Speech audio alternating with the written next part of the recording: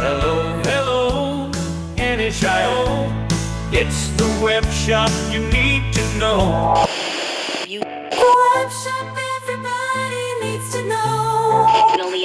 NHIO, it's the web shop. Web shop you need to know. Tools, decals, files, and much more. Tools and decals, files, and much more. So don't lose time and visit the store. Visit the store. NHIO, NHIO. NHIO. Spend $50 or if you like even more to enjoy free shipping, free gift of your choice. To enjoy free shipping and free gift of your choice. Free gift of your choice. NHIO, NHIO, NHIO.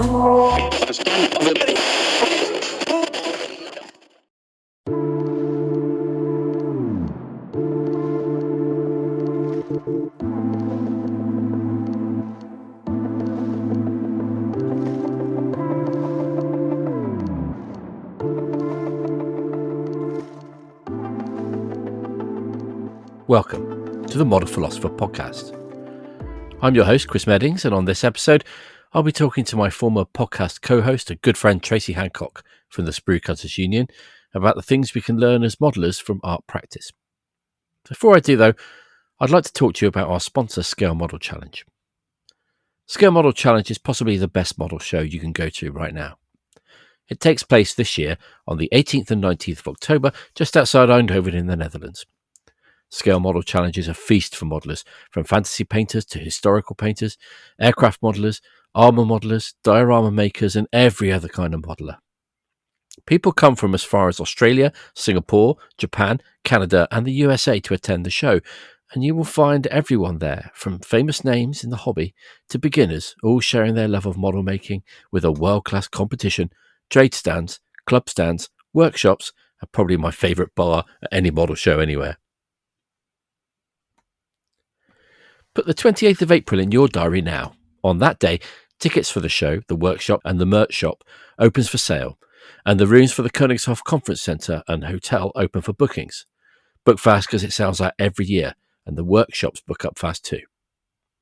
While I'm here, I'd also like to thank Anish, who we heard from at the top of the show, and our new sponsor, Hypersonic Models. Let's hear from Jeffrey at Hypersonic now.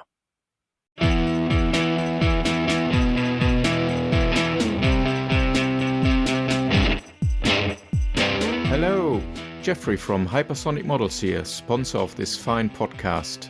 If aircraft from the Cold War era are your thing, you build 48 scale models and you're looking for that extra detail, improve accuracy, or want to build that special variant, come and have a look at what's available from Hypersonic Models.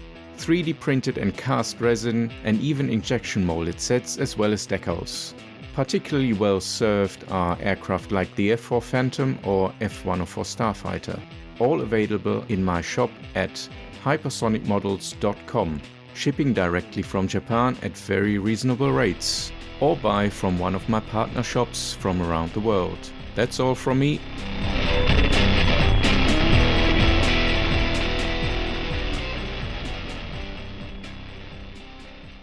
All right, let's dive straight into that interview with Tracy. For those that don't know Tracy, he's an award-winning armour modeler, article writer, and restaurateur. He was one of the two co-hosts I worked with on the highly popular Sprue Cutters Union podcast, and an all-round great guy. I had a ball recording this, and I hope you enjoy it too.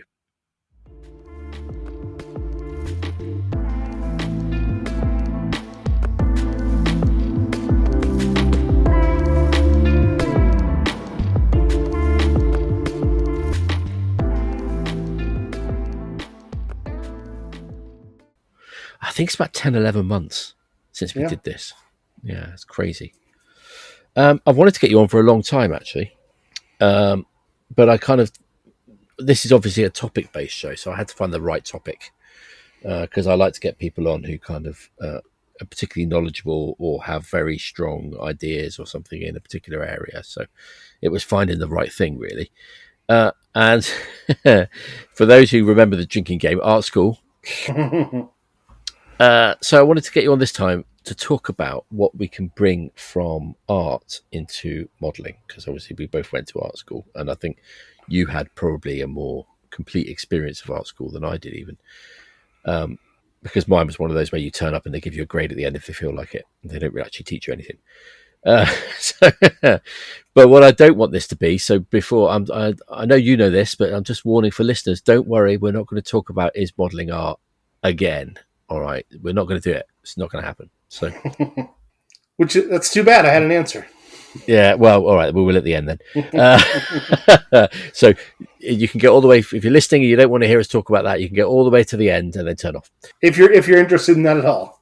Not before I ask for your money on Patreon. So what I did think, though, was I think there are a lot of things that artists do and the way artists think about what they do that you could also apply to modelling and that modelers might find useful or interesting. And I thought, as a sort of a exercise in cross-pollination of ideas, it could be a good thing to talk about. So that's why I've got you on today. Yeah. I think it's an interesting conversation to have. And it's funny that you brought this up because, obviously you and I chat a lot.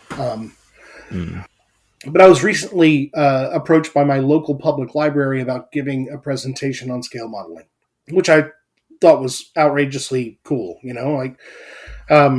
They're doing a program once a month based on sort of hobbies that you do sort of alone with your hands, but that there's also a community based around it, which I think is a super interesting concept. I'm really proud of the library for putting together programs like that.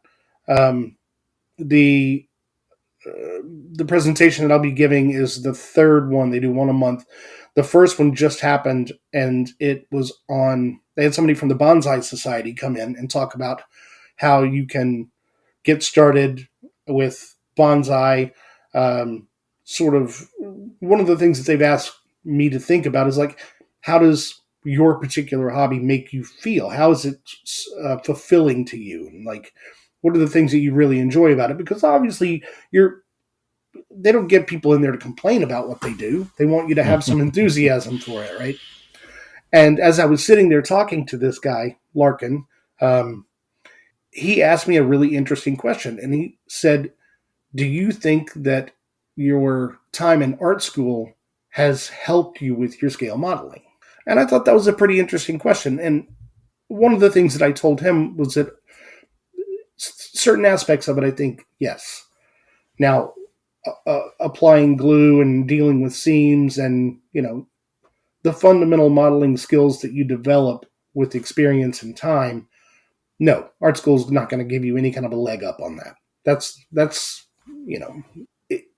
just a matter of putting in the time and effort and getting advice from other people. But it involves a bit of problem solving, which I really like. Just the assembly and fitting of things and, detailing up stuff and all that kind of, like, their scale modeling for me, it scratches a couple of itches, right? I really enjoy working with my hands. I enjoy like working with small things. I really enjoy problem solving, and I really enjoy clever bits of problem solving that I see other people do. That's one part of my personality that scale modeling really appeals to. And the other is sort of the more creative side where, you're applying paint, you're, doing your weathering, your groundwork and all that kind of stuff, all the things that feel a little more creative. I will say that art school did give me a leg up on some of that. I think one thing it does give us a leg up on is colour theory and familiarity with colour. I think learning to paint at art school and learning about colour gives you a confidence that a lot of modellers don't have. I'm pausing there because I think they don't miss it in a lot of ways. I think a lot of modellers are very happy to look at the colour call-outs on the sheet, paint it that colour, and that's fine. There's not a problem with that at all. But I also think a lot of other modellers are wary of mixing colours because they don't know how to mix a certain colour. I mean, they might know that which two primaries make a secondary. If they want to make a green, they might know blue and yellow, but I mean, an artist might look at it, or someone familiar with mixing color might look at it and say, actually, there's a touch of red in that, and that's how you get that exact shade. You might be still a green, but with a touch of red, it makes it that green or something else. So I think that's something it can help you with. I think so. But again, you have to sort of, and this is going to vary depending on your experience at art school. I had really, really very good teachers. I had a couple in particular who, once I'd sort of muddled my way through being shit at a lot of things, these guys were like, okay, like, you're here and I know you want to get there. I'm going to help you to take that step and sort of like, get you on the right track. So in some ways, being at school, in art school, was helpful because you have to learn how to mix paint because you want to paint the thing in front of you. You want to paint the thing that's in your head. You want to paint that bowl of fruit in front of you or whatever the model is. And you have to learn how to mix those colors to make something believable on your canvas or something, even if you're not going for realism, the colors that you put down still have to work together. So in a lot of ways, it's a lot like accumulating your basic modeling skills or your fundamental modeling skills by just repetition and like doing it until you get it right. There was a lot of that in art school as well. There was a lot of like learning how to mix colors by not knowing what the fuck you're doing and making a mess, like making one of the, my professors was, whenever I was kind of overwhelmed with learning how to mix with oils, I remember telling him, like, all I keep making is mud. Like, all I make is mud. And he was the one who was like, okay, so what are you trying? Are you trying to make a green? Yes. Okay, well, here, what you're doing is you're putting equal amounts of green and red together, and you're going to make mud. If you want it to be green, put a little red into a lot of green, and you can tone, that's how you start mixing within the green area rather than like dragging everything to the center and making mud. So I am terribly guilty even now. Like I've my favorite brand of hobby paint right now is the AK Real Color line because I feel like the colors that you get they behave very similarly to Tamiya, but the colors that are in the jar are much closer to what you would need to spray. But I am still terribly guilty of tinkering and puttering with my paint. Like, I can't think of a single instance where I've opened a jar of any paint at all and not mixed it with something else to get the color that I want. Like, that's just part of my personality, right? I always feel like those colors are close, but not what I want.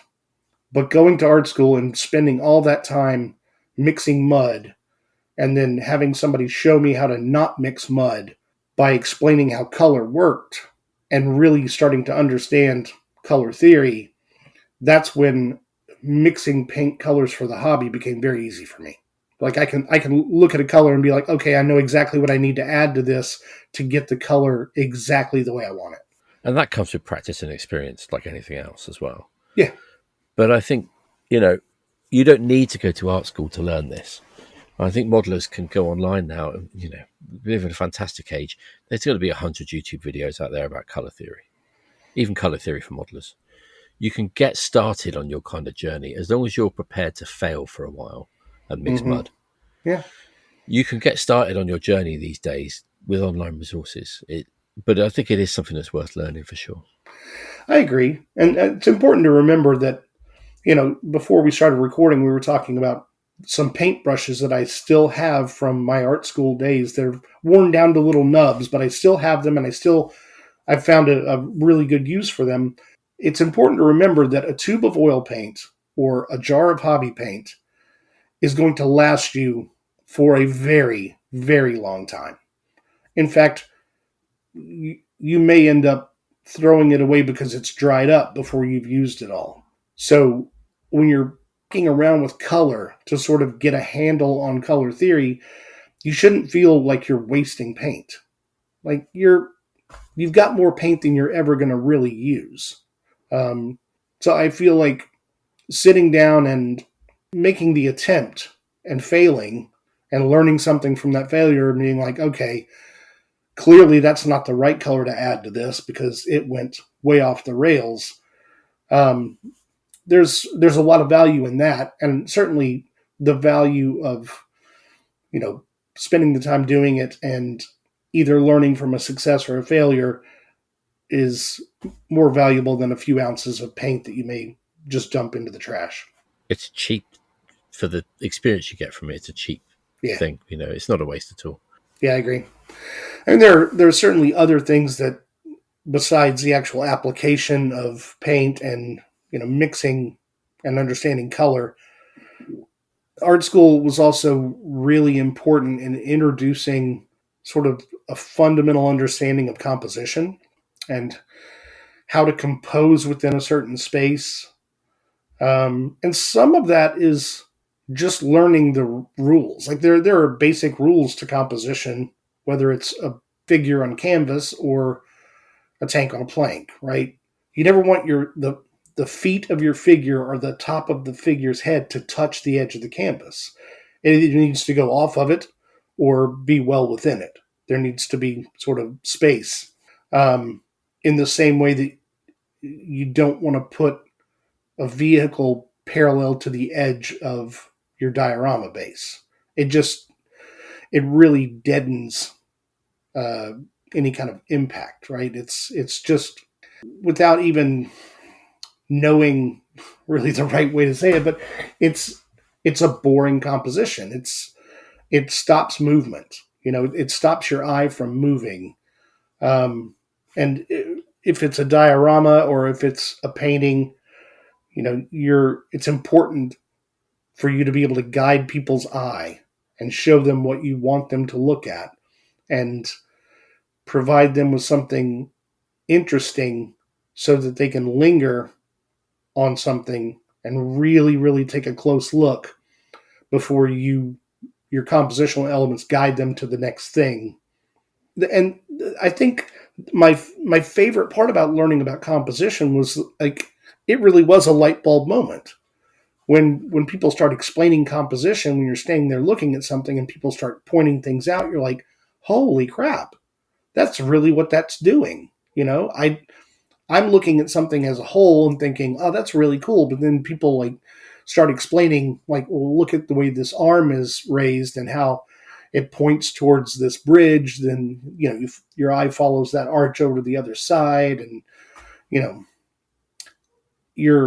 we see this a lot especially in the fantasy painting, but also in historical and diorama stuff that, like, when we go to SMC and things like that, these European shows, the last SMC, I went directly from there to Amsterdam and went to the Rijksmuseum and was standing in front of Rembrandts.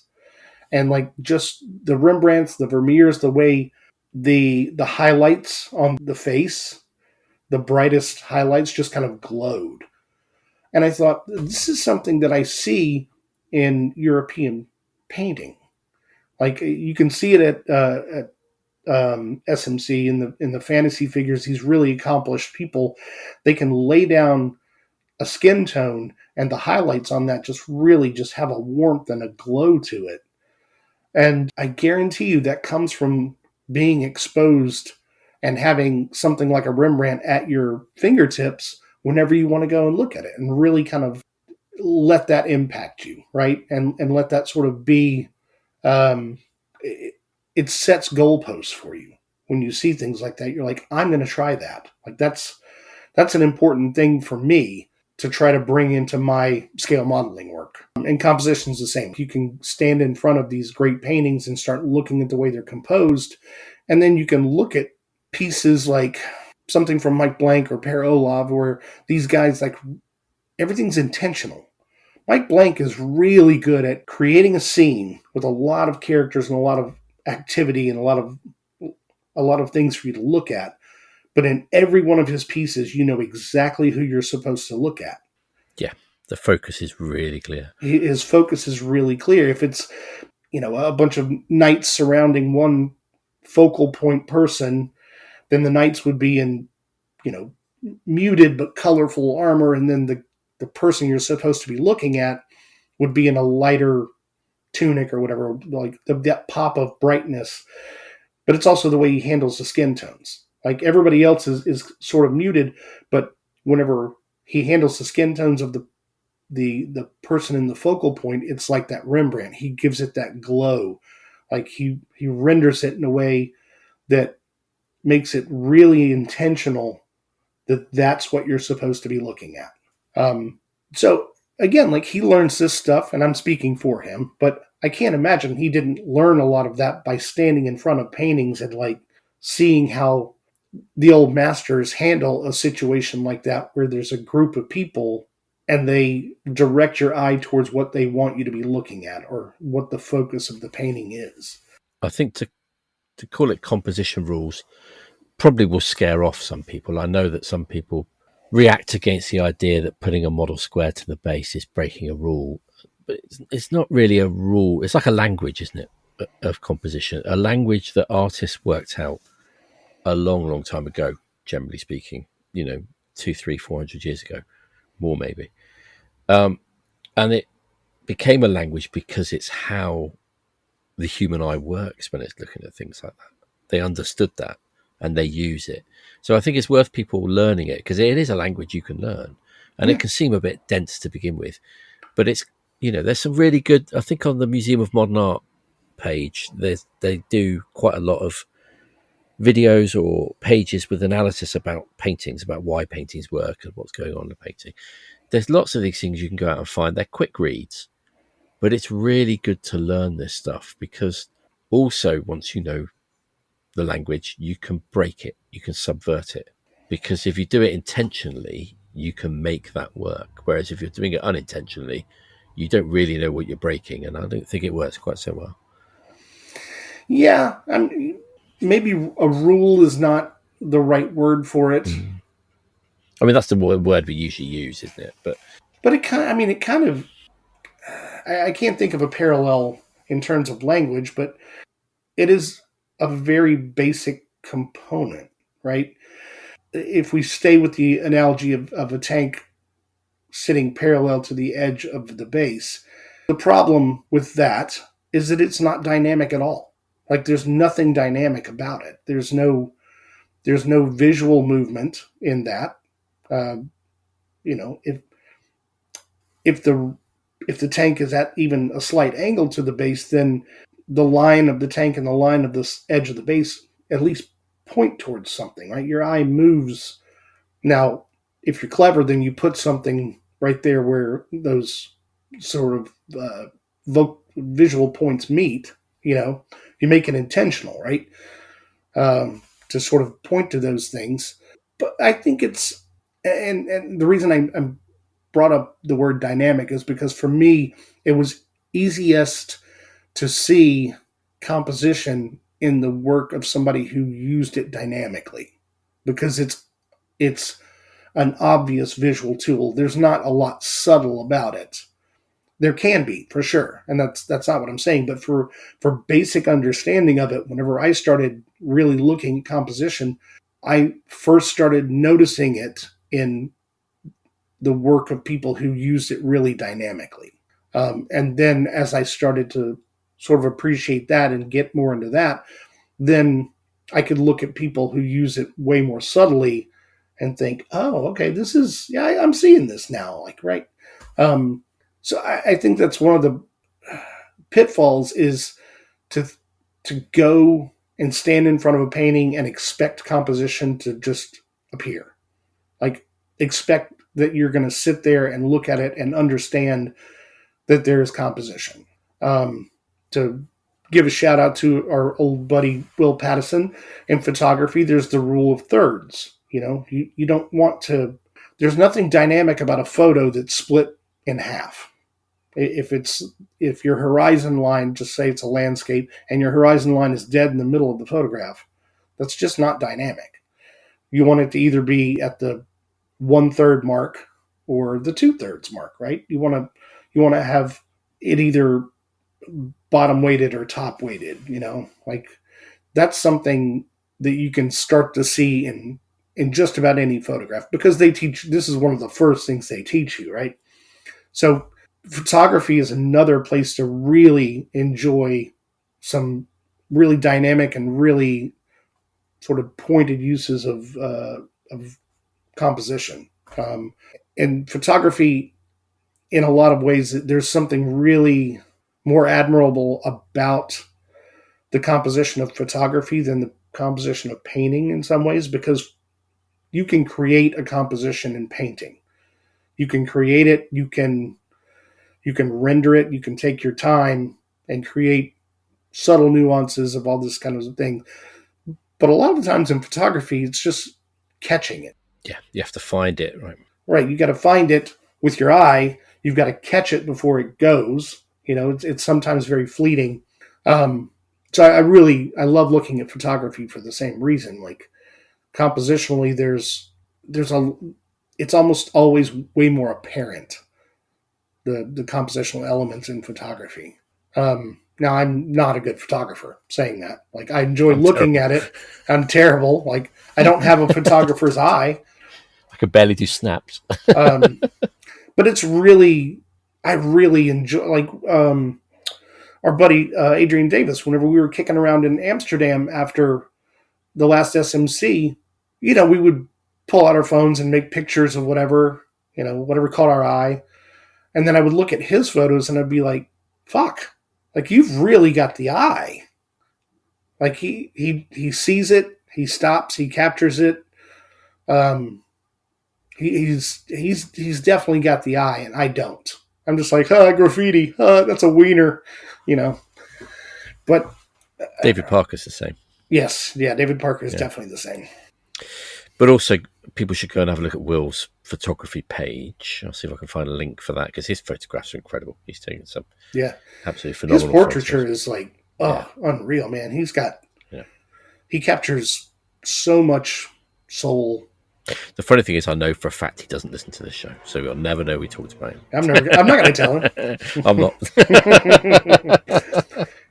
Now, talking of the eye, though, the other thing I think that art school can teach you, and I think something that modelers could do well to pick up, and we talked about it a lot previously on Sprue Cutters Union, is observation. So this is in terms of how we see. How do artists approach observation? I don't know. I mean, I can tell you how I approach observation. And I think there are a lot of other scale modelers who approach observation the same way.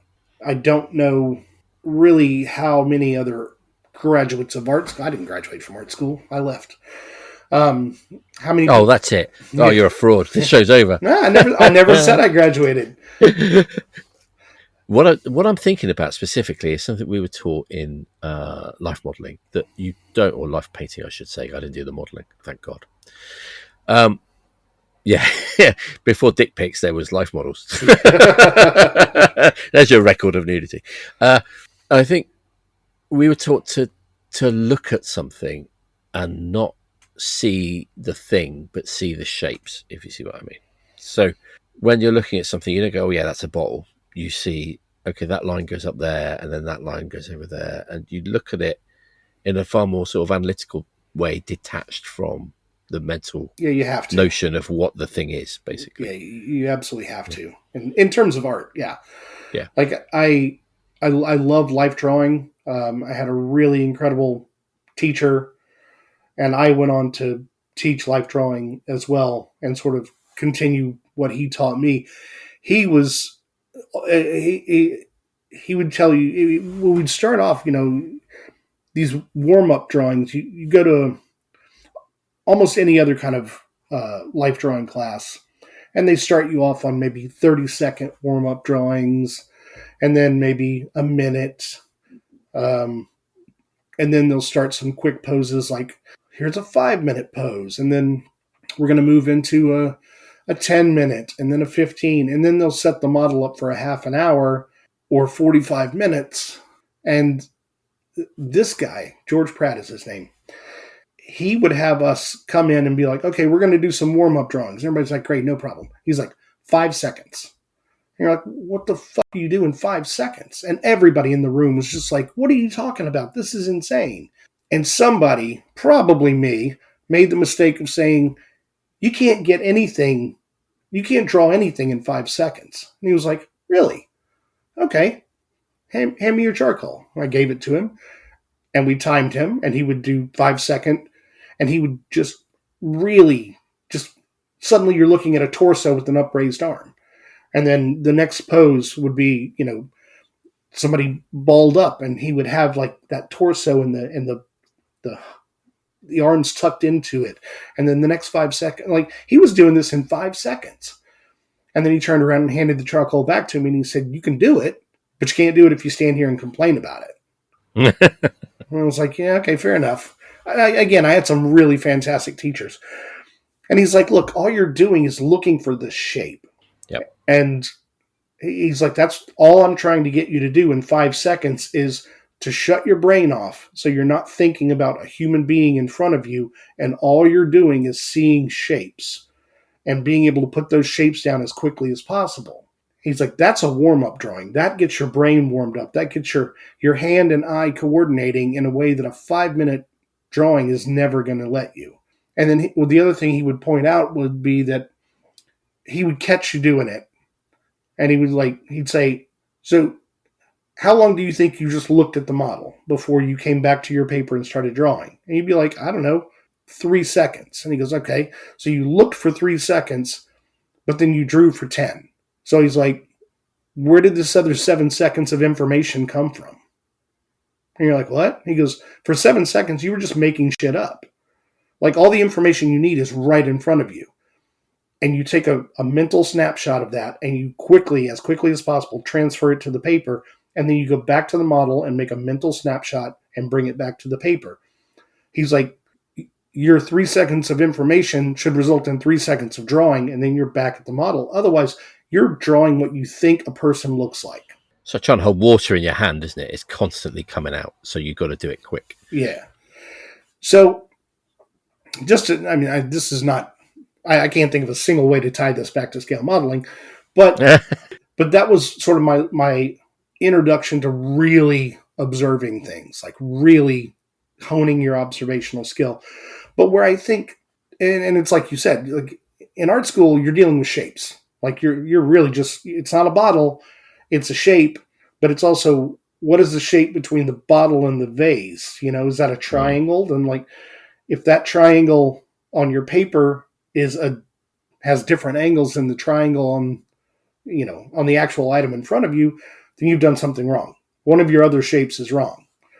If in fact you're going for that kind of accuracy, which I think when you start, you kind of need to.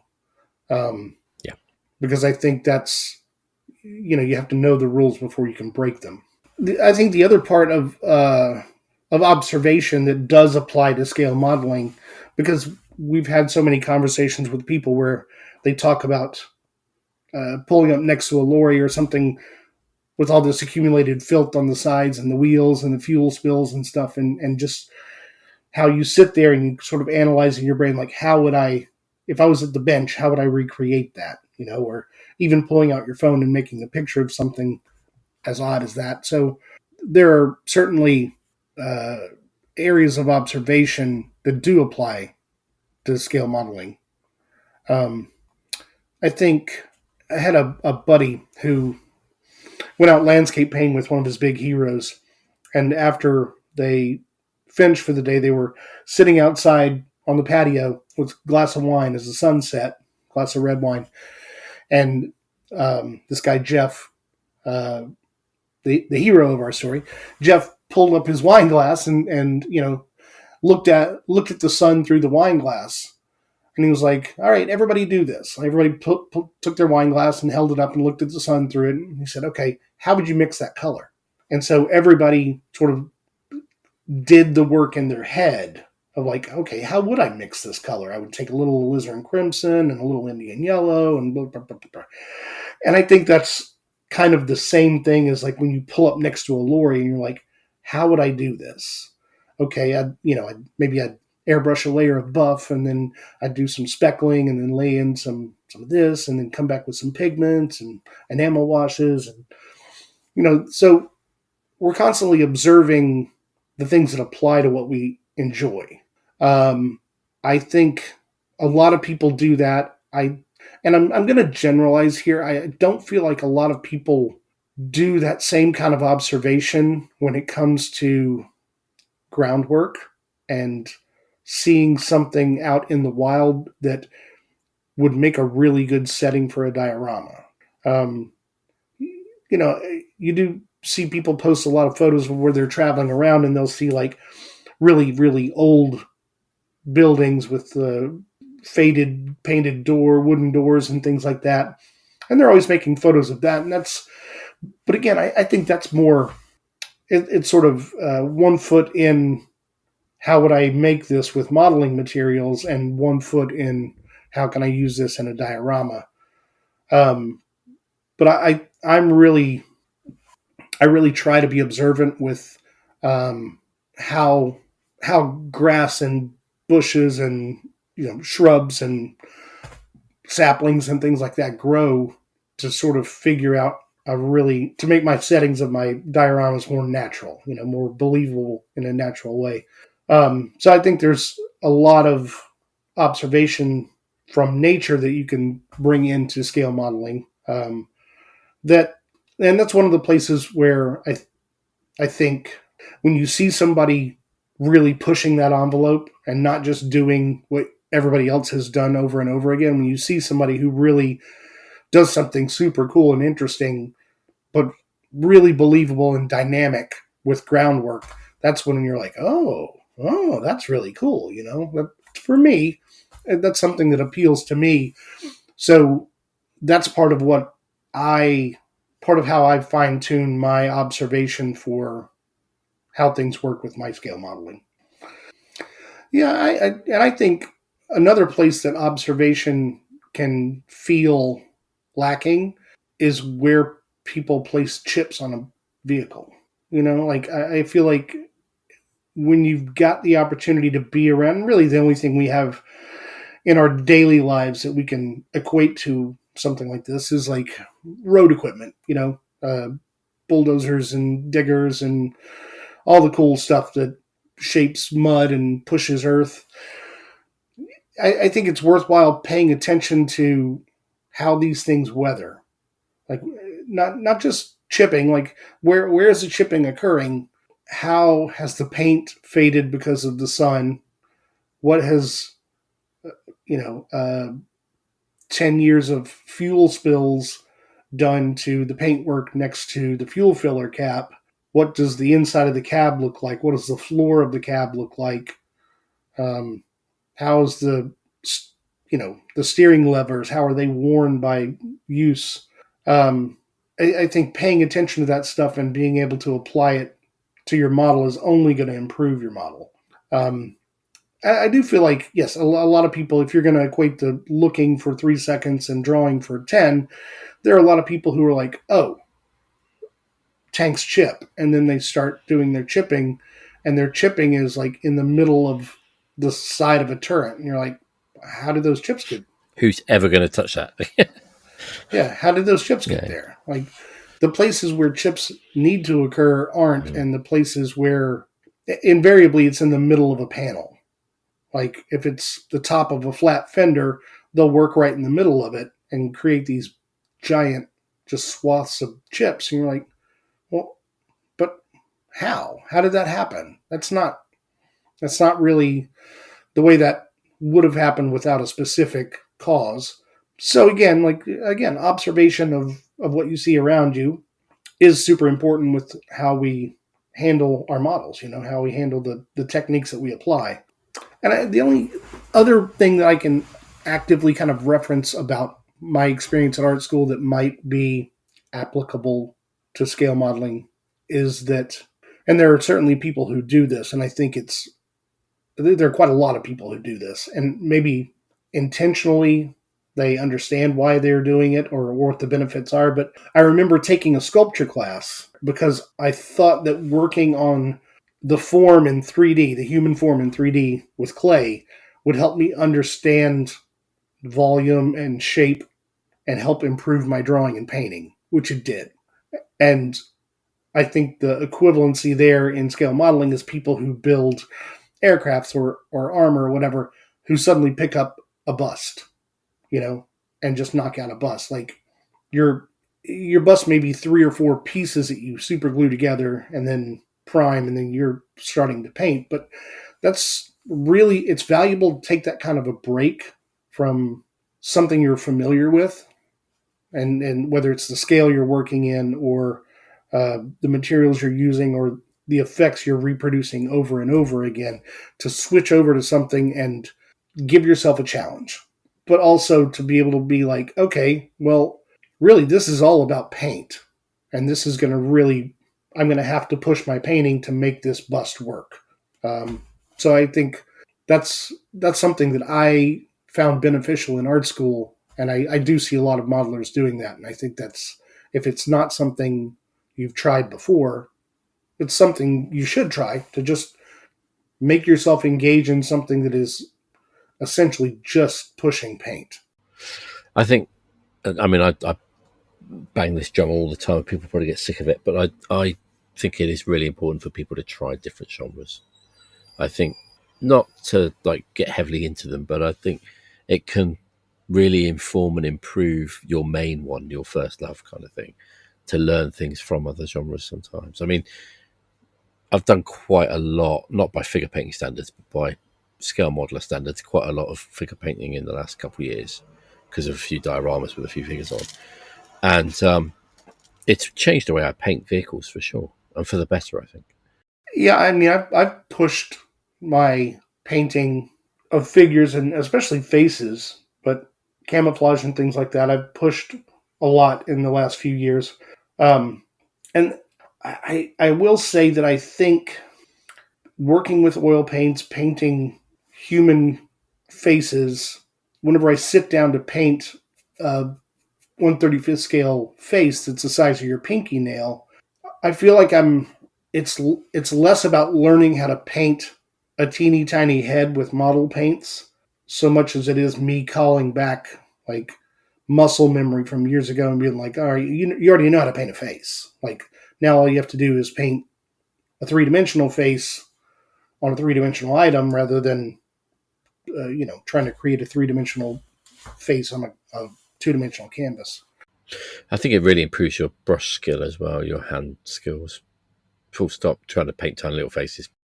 Yeah, and that's one of the things that I do quite enjoy, is the little challenges along the way, right? And you mentioned something just a second ago about like encouraging people to try other types of modeling. I will say that in addition to gaining a little bit more experience in a slightly different area of the hobby, it'll also give you a real appreciation of the people who do that very well. Yeah. Like I've only built one airliner, and it changed the way I look at people who build airliners. Like, I was like, oh, okay, this is fucking hard. Like, this is not easy. Yeah, I think the one you built was a rodent kit as well, which didn't help. So it didn't help, but at the same time, it was like, okay, this is a real eye opener. Like, this is not that I was ever dismissive of it, but I didn't understand the challenges associated with it.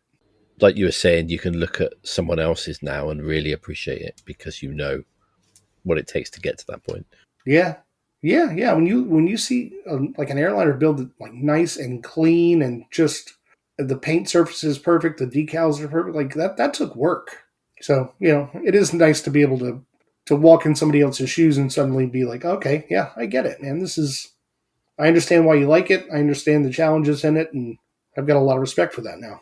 Also, I found that with figures when I started getting into it, that I still can't tell as well as figure judges can what's a really good figure and what's a decent figure kind of thing. To me, above a certain level, it's all essentially magic.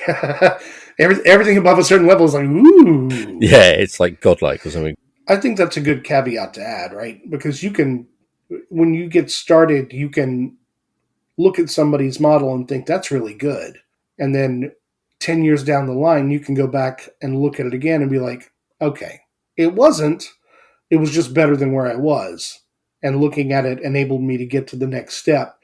Like, it's tricky because when you first start doing anything, whether it's painting or sculpture or photography or any kind of scale modeling, anything fairly competent is impressive. And the more you learn, the more you can sort of filter out people who don't know any more than you do, right? You can learn from people on the same skill level as you, but at a certain point, if you keep going, you're going to pass other people in ability, or you're going to not be in the same running as somebody who just started. So the more experience you have, the more skills you acquire, the better your eye becomes, the more discerning you get, the more you learn about good and bad execution, then the smaller that field gets of people that you're looking at to learn from. So yeah, you reach a certain point and you're like, okay, like, no bullshit, these guys are really good. They're really good. And, they make a living doing it. So yes, they are. But, what's interesting about looking at these guys and like we were talking about, trying something different, I don't know, is it John Everett who paints the dinosaurs? Yeah, it is John Everett, or at least he has done some in the past, and they look really good. To me, it's super interesting to see people like John Everett who, like, his dinosaurs are so cool. Like, they're just so cool. That's something I kind of want to try because I feel like there's a lot of freedom in that, right? There aren't rules about what color the uniform the dinosaur wore, or what color the camouflage scheme the dinosaur came out of the factory in.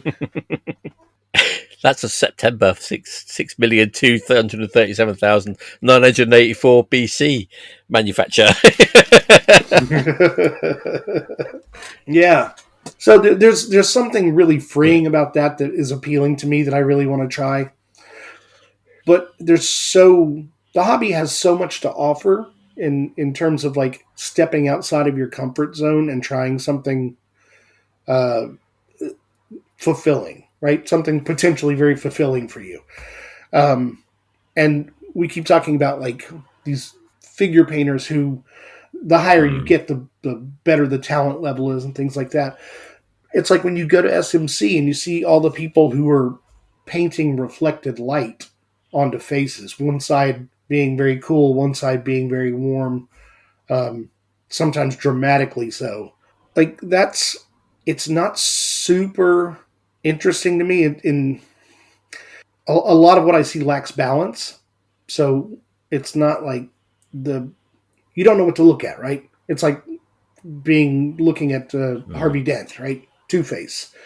Like, which side of his face are you supposed to be looking at? Like, the way it's handled sometimes, like, if you really are supposed to be focusing on the warmth, then you should really downplay and mute the colors in the cool side so that one really pops. I mean, this is something that Kue Carr and I think Fet Milner spoke about on this show as well in their episodes, was that sometimes in figure painting particularly, it's almost like a dry academic exercise in look at my virtuosity in the technique rather than there being a purpose and a design to it. Yeah, and I can see that because in order to pull it off, you have to be able to master a technique.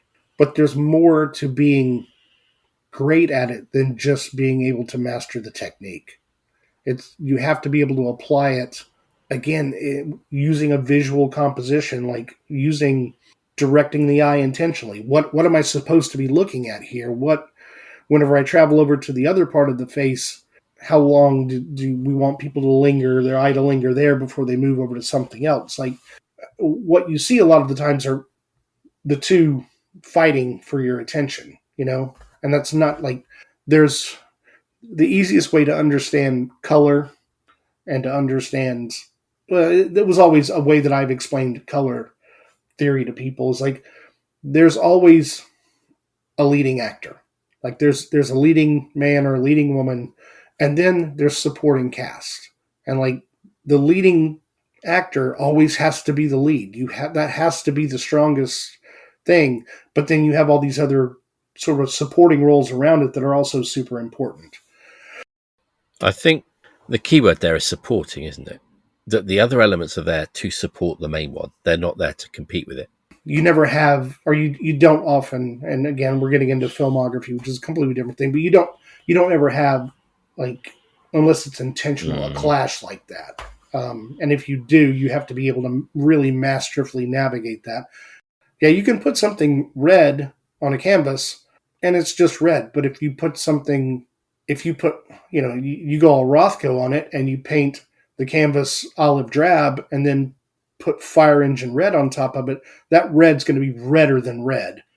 And it can be the exact same color that it was when it was on a blank canvas, but it's going to be so much more red, so much more vibrant because of the supporting cast, right? Because of what it's up against, what it's surrounded Its by. color vibrates, but like you say, only because it's contextualized by the color around it. That's what makes it vibrate. Yeah, it's funny. Rothko was one of those artists that I was like, okay, yeah, cool. I see what you do. And then whenever I started really getting into color theory, then I looked at his work completely differently. And now I look at it and I was like, it's really brilliant. Like it's really, I really enjoy it far more than I ever did whenever I was first introduced to it. Also, I think a lot of people are introduced to it in a book or on a TV or something like that, and standing in front of it's very, very different. It's an active part of it, isn't it? That the scale of it in relation to you physically is a part of it. The scale of the work is completely different. Yeah, his paintings are so big that they literally don't make books big enough for you to have a reproduction that is the same size as the original thing. They don't. Like I'm sitting here looking at my bedroom door, and it's like, well, if you had two of those put together, that's the size of the canvas he worked on. And it makes a huge difference in the kind of impact the piece has whenever you're standing in front of it. I love seeing work that's, that's tiny, tiny, tiny, tiny, that's super intricate. I love seeing that, but I also love seeing big, impactful work like that too. A painting like that, I think it works because when you're stood in front of it, that's all you see, if you see what I mean. You're in it, which is something you don't get. Unfortunately, that's something we can't do with models. But I think the way that it's viewed is a part of it. It is something you can think about. Yeah. No, I agree because I remember when I lived in New York, there was, and I've probably told this story in the SCU at some point, but when I lived in New York, there used to be a place called Illustration House. And Illustration House was not on the main, it was on Spring Street, and it was on the 6th floor. And if you didn't know it was there, there's no way you would know it was there. But you take this rickety old elevator up to the 6th floor, and the doors open into the gallery. It's not a hallway that you walk through another door. The elevator doors open, and you're looking at what's on the walls. And this was a place where they would have quarterly auctions, and there would be people from around the world would come. And it's a place you could walk in and at any given time be like, oh, there's a Norman Rockwell on the wall. There's a Howard Pyle. There's an N.C. Wyatt. At one point I went in and there was a Bill Watterson. There was a Calvin and Hobbes on the wall. And Bill Watterson never sold his work. He donated all of his work to his college, and it's in an archive. And this was a watercolor piece of Calvin and Hobbes, and it was clearly had been given to someone, and that person had decided to sell it. So it was not Bill Watterson selling it because he doesn't sell his own work. But it was the only time in my life I've ever gotten to stand in front of an actual Calvin and Hobbes watercolor, and he's a really brilliantly talented artist. Like everything about Calvin and Hobbes is fantastic, but when you're standing in front of like the real deal with these bold watercolors and like big blocky ink that he obviously brushed on there, man, he's good. It's got a real impact. But the reason I kind of brought that up is because I remember going in there one time and N.C. Wyeth was always one of my favorite illustrators. That's, for those that don't know, Andrew Wyeth's father. Andrew Wyeth is probably one of the most famous American contemporary artists, and well-deserved. He's brilliant.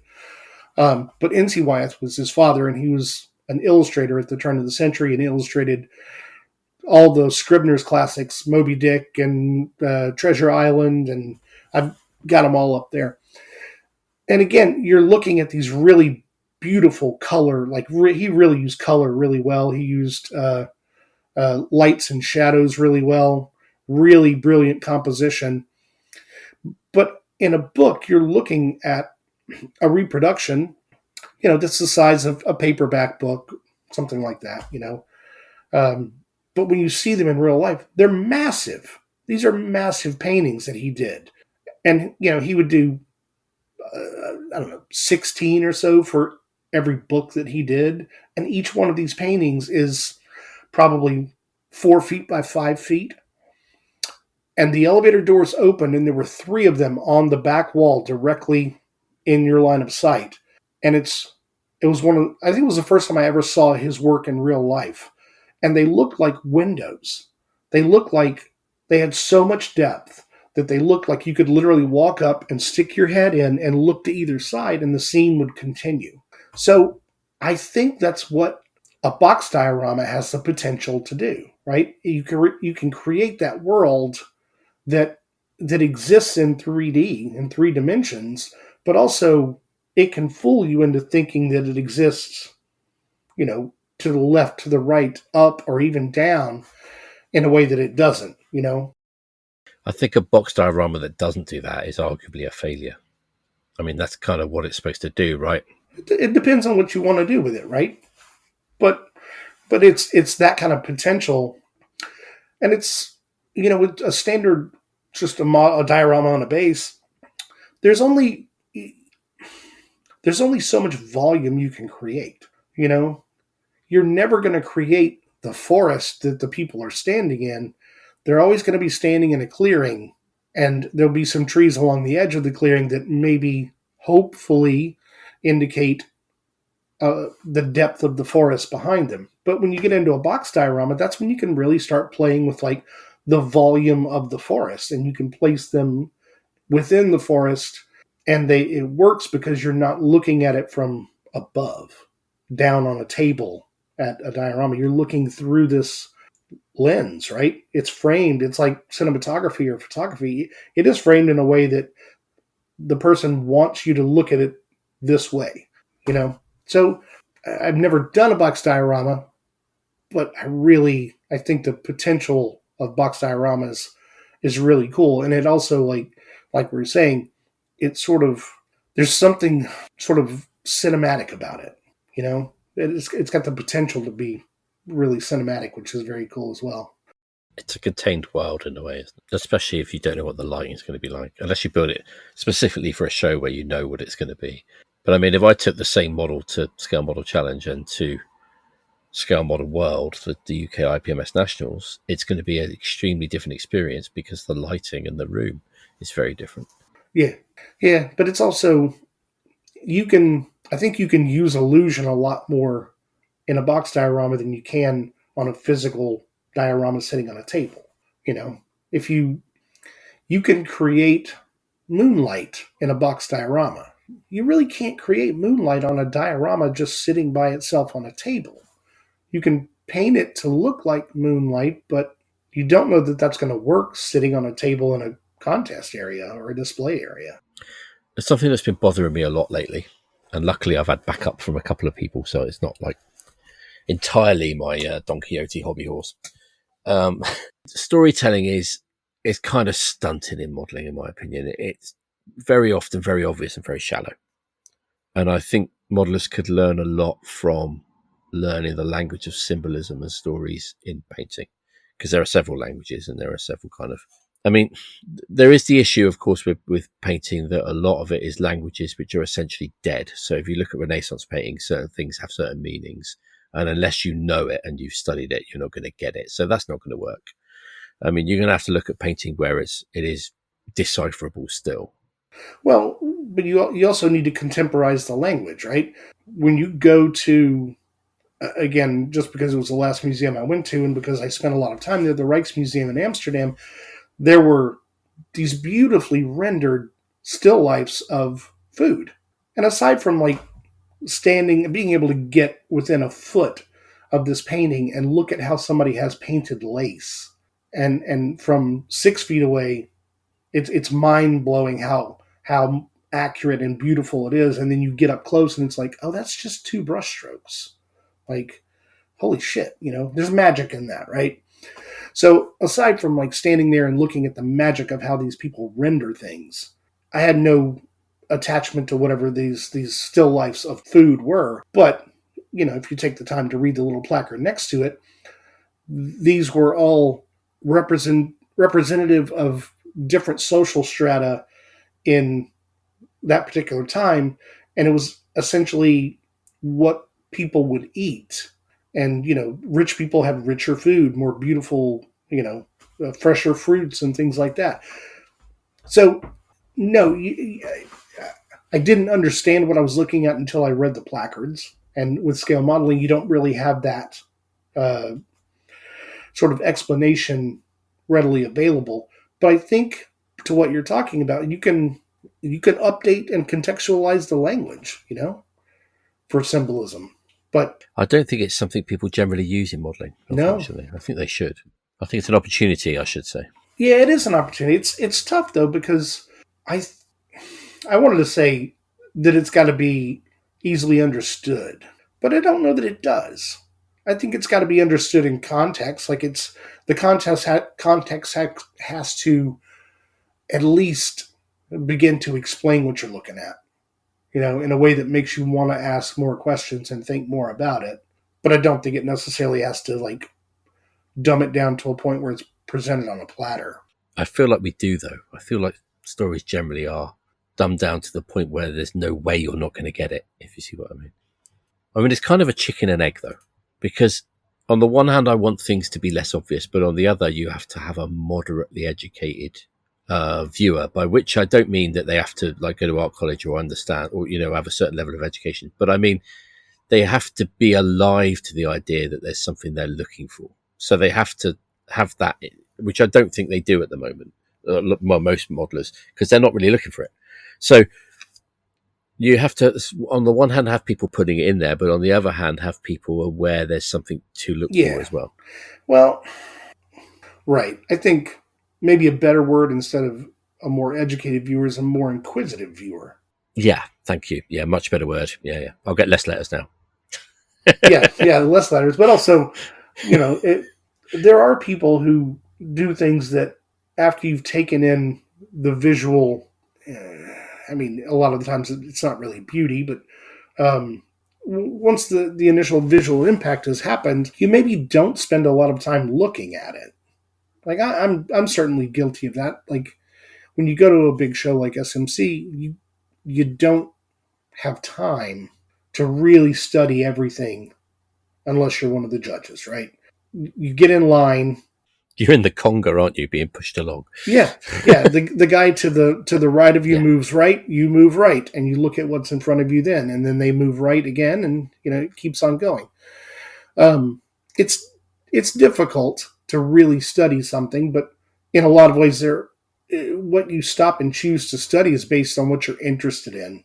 Usually something catches your eye before you study it, right? Yeah. I mean, visually, it either needs to be something that appeals to you or a vehicle that you really like, but I always love it whenever I circle back around to people and they're like, "Ooh, did you see this?" And you're like, "Oh, no, I didn't." And then you go, and because something different has appealed to them and they've taken the time to look at it, then you come back around and you're like, "Oh, okay. Wow, this is, this is something I'm glad that I stopped and gave a second look to."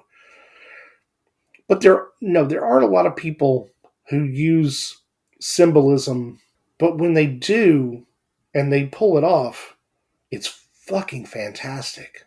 And the piece that I'm thinking of is, again, it's one of these situations where talking to, I think it was Pete Usher, and it was the piece that that the Four Corners guy awarded their sort of special award to at the last SMC, and it was a very small piece, really, really small, and it was sort of tucked away, and it was in the figure section, which was a section that I didn't get a lot of opportunity to browse because, as much as we like to talk about dioramas and vehicles and things like that, when you go to SMC, the amount of figures and the amount of people really, really taking the time to look at all those figures, that's where everybody is. Like that is the part of the room that is the most packed. So it's a little more difficult to squeeze your way in there and spend some time really looking at stuff. But anyway, this piece was, man, I wish I could remember the title of the piece. It was something like The Sweetest Kiss or something like that. And it was a really small piece of a woman who was very pale. It was just the two faces. A man leaning in to kiss a woman. The woman was very pale, and she had and it was beautifully executed. She had a black eye, and the guy was like more tanned and healthy, and like leaning in to kiss her, and it was just crazy, like that somebody thought to do that with scale modeling, to make a social commentary on physical abuse, on spousal abuse. The woman obviously pale because she stays inside. Maybe she's kept, or she's afraid to leave the house. And the guy, he's tan because he's free to go wherever he wants because, he's the man of the house or whatever. And, he's obviously giving her a black eye and then, turned around, hey baby, I'm so sorry. And like giving her a kiss. And you can even though it's just two faces, like the way her face is pulled back and like braced for like something physical to happen to her and the way his is not. That was super, super powerful. But again, in a show with over 4,000 models, how many models really attempted any kind of symbolism? It doesn't happen often. But when it does, and you see it, it leaves such a magnificently huge impact on you. These are the models you remember, right? Years later. Yeah. Well, speaking of Pete Usher, the Prophet and Lost, the Messiah Warrior with the elephant. There's not a single person who went to that show that wasn't talking about that piece, probably still. Yeah.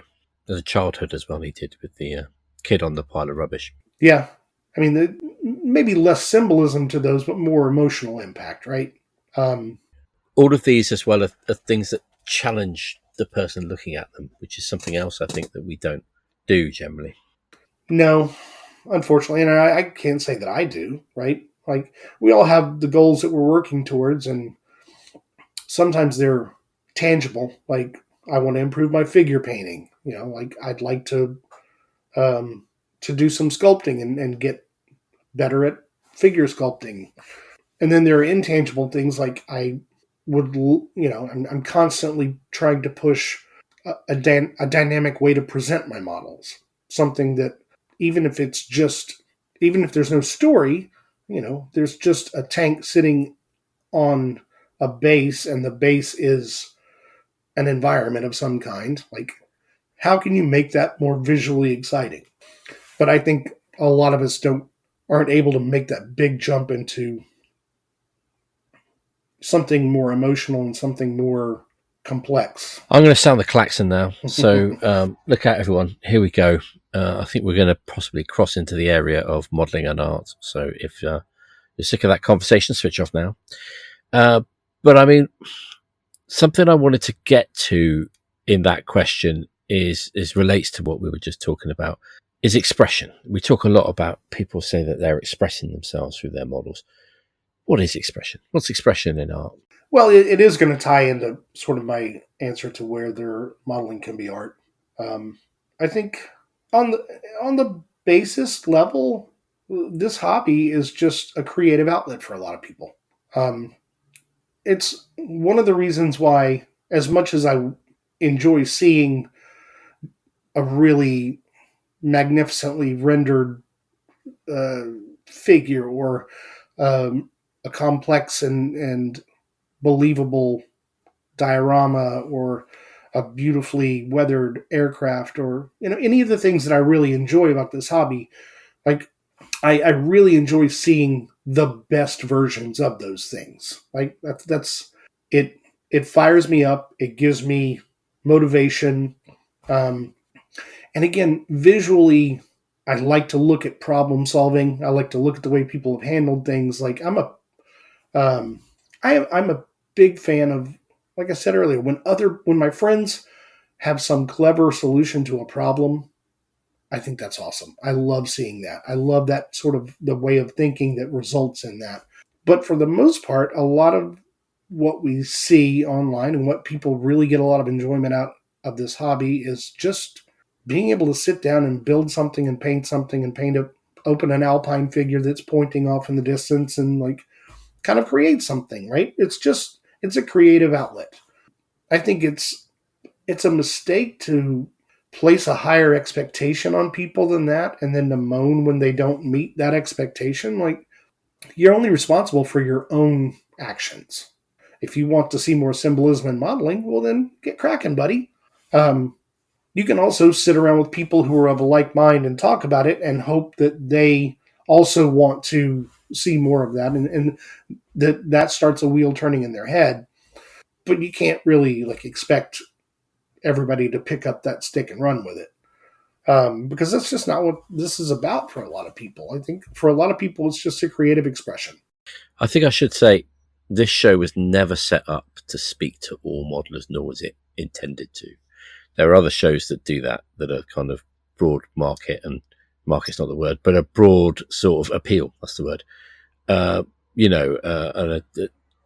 are very carefully managed and produced so that they have the maximum interest in the maximum number of modelers. And this is an elitist show for a very small sub niche of modelling. I'm joking about it being elitist.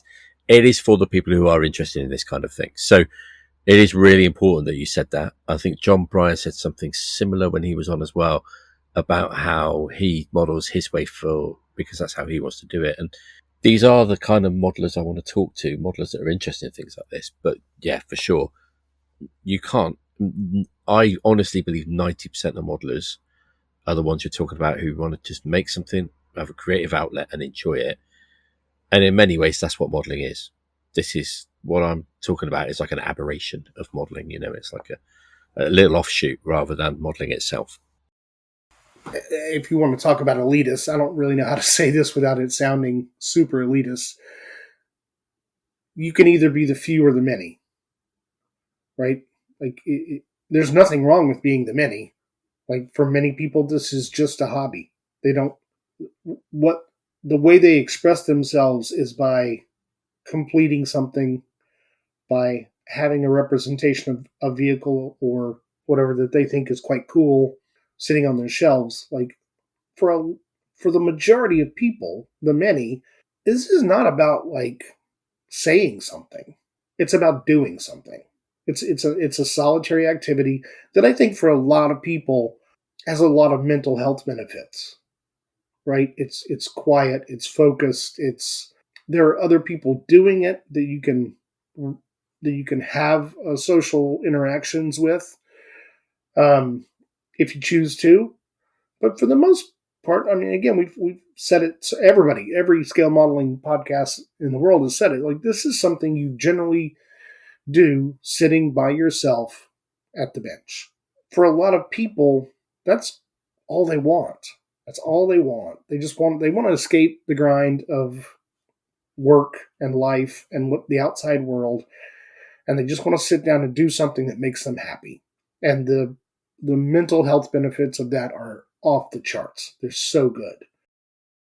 I think for a lot of people, anything like the things we've talked about, symbolism of what have you, is overcomplicating it. It's taking the fun out of it.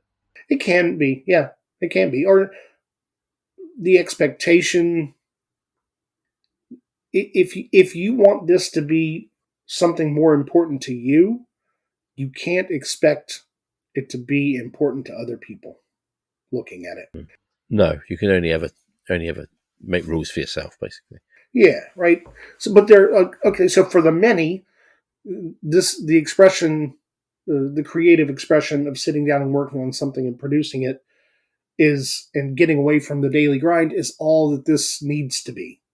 Right? It's 100% satisfying to them. It fulfills exactly what they need it to fulfill, which is, again, that's super important. Like, but for the few, it doesn't like just sitting down at the bench and building a model doesn't fulfill that. To the few, the act of sitting down and being creative is like, well, why am I only this creative? Like, why stop there? Why, I'm going to be more creative. I'm going to try to say more and do more with this. Like, and again, it's a matter of what's important to you. A lot of the topics that we've talked about in terms of how art school and scale modeling come together have developed interest for me that not everybody should have, right? Like, not people, like, I think when people see a piece by Greg Solar and it's this tight composition and there's, like, it's a dynamic presentation, like, it's just, really right there. And everybody responds to it. Like, everybody sees it and they're like, fuck, man, that's cool. Or like, they respond to it in some way, but that doesn't mean it's important to them to like try to bring that into their work. Like, a lot of people like going to the movies and love watching a good movie. That doesn't mean they want to go out and make movies. They really don't. There's way too much time involved in that. They don't. But other people, I think, feel like they have something they want to say or something they want to show, right? Like, so for those people, I guess this is the kind of show that sort of starts breaching those subjects, right? Yeah, this show really is for those people, for the very much minority of modelers who want to think about it more, because a lot of people don't even want to think about it. The last thing they want to do is spend all their time bloody obsessing about it. They just want to get a kit, build a kit, enjoy building the kit, finish the kit. Again, a lot of people enjoy this hobby because this hobby doesn't ask anything of them. Yes, yeah. They control their enjoyment of it. It's not anything outside, no outside forces like, hey, give me that report by Friday. It's just like, I can sit down, I can do this at my own leisure. I can finish it by Friday, or I can finish it in a month. It doesn't matter. It's completely within their control. It is something that they get as much enjoyment out of as they can, or as much enjoyment as they want. But they're not, like, for them to expect that this model, this diorama, this whatever, is going to be more and have more meaning, then suddenly something is being asked of them again. It's like, well, I don't want to do that. I just want to build a fucking model. Like, that's it. But for, there are people like us out there who are like, okay, if I'm going to spend my time doing this, like, wouldn't it be cool if, like, how can I make this, like, more representative of the ideas that I have, or like what I want to do with it. And those are, of course, the people that we respond to. That's our tribe, right?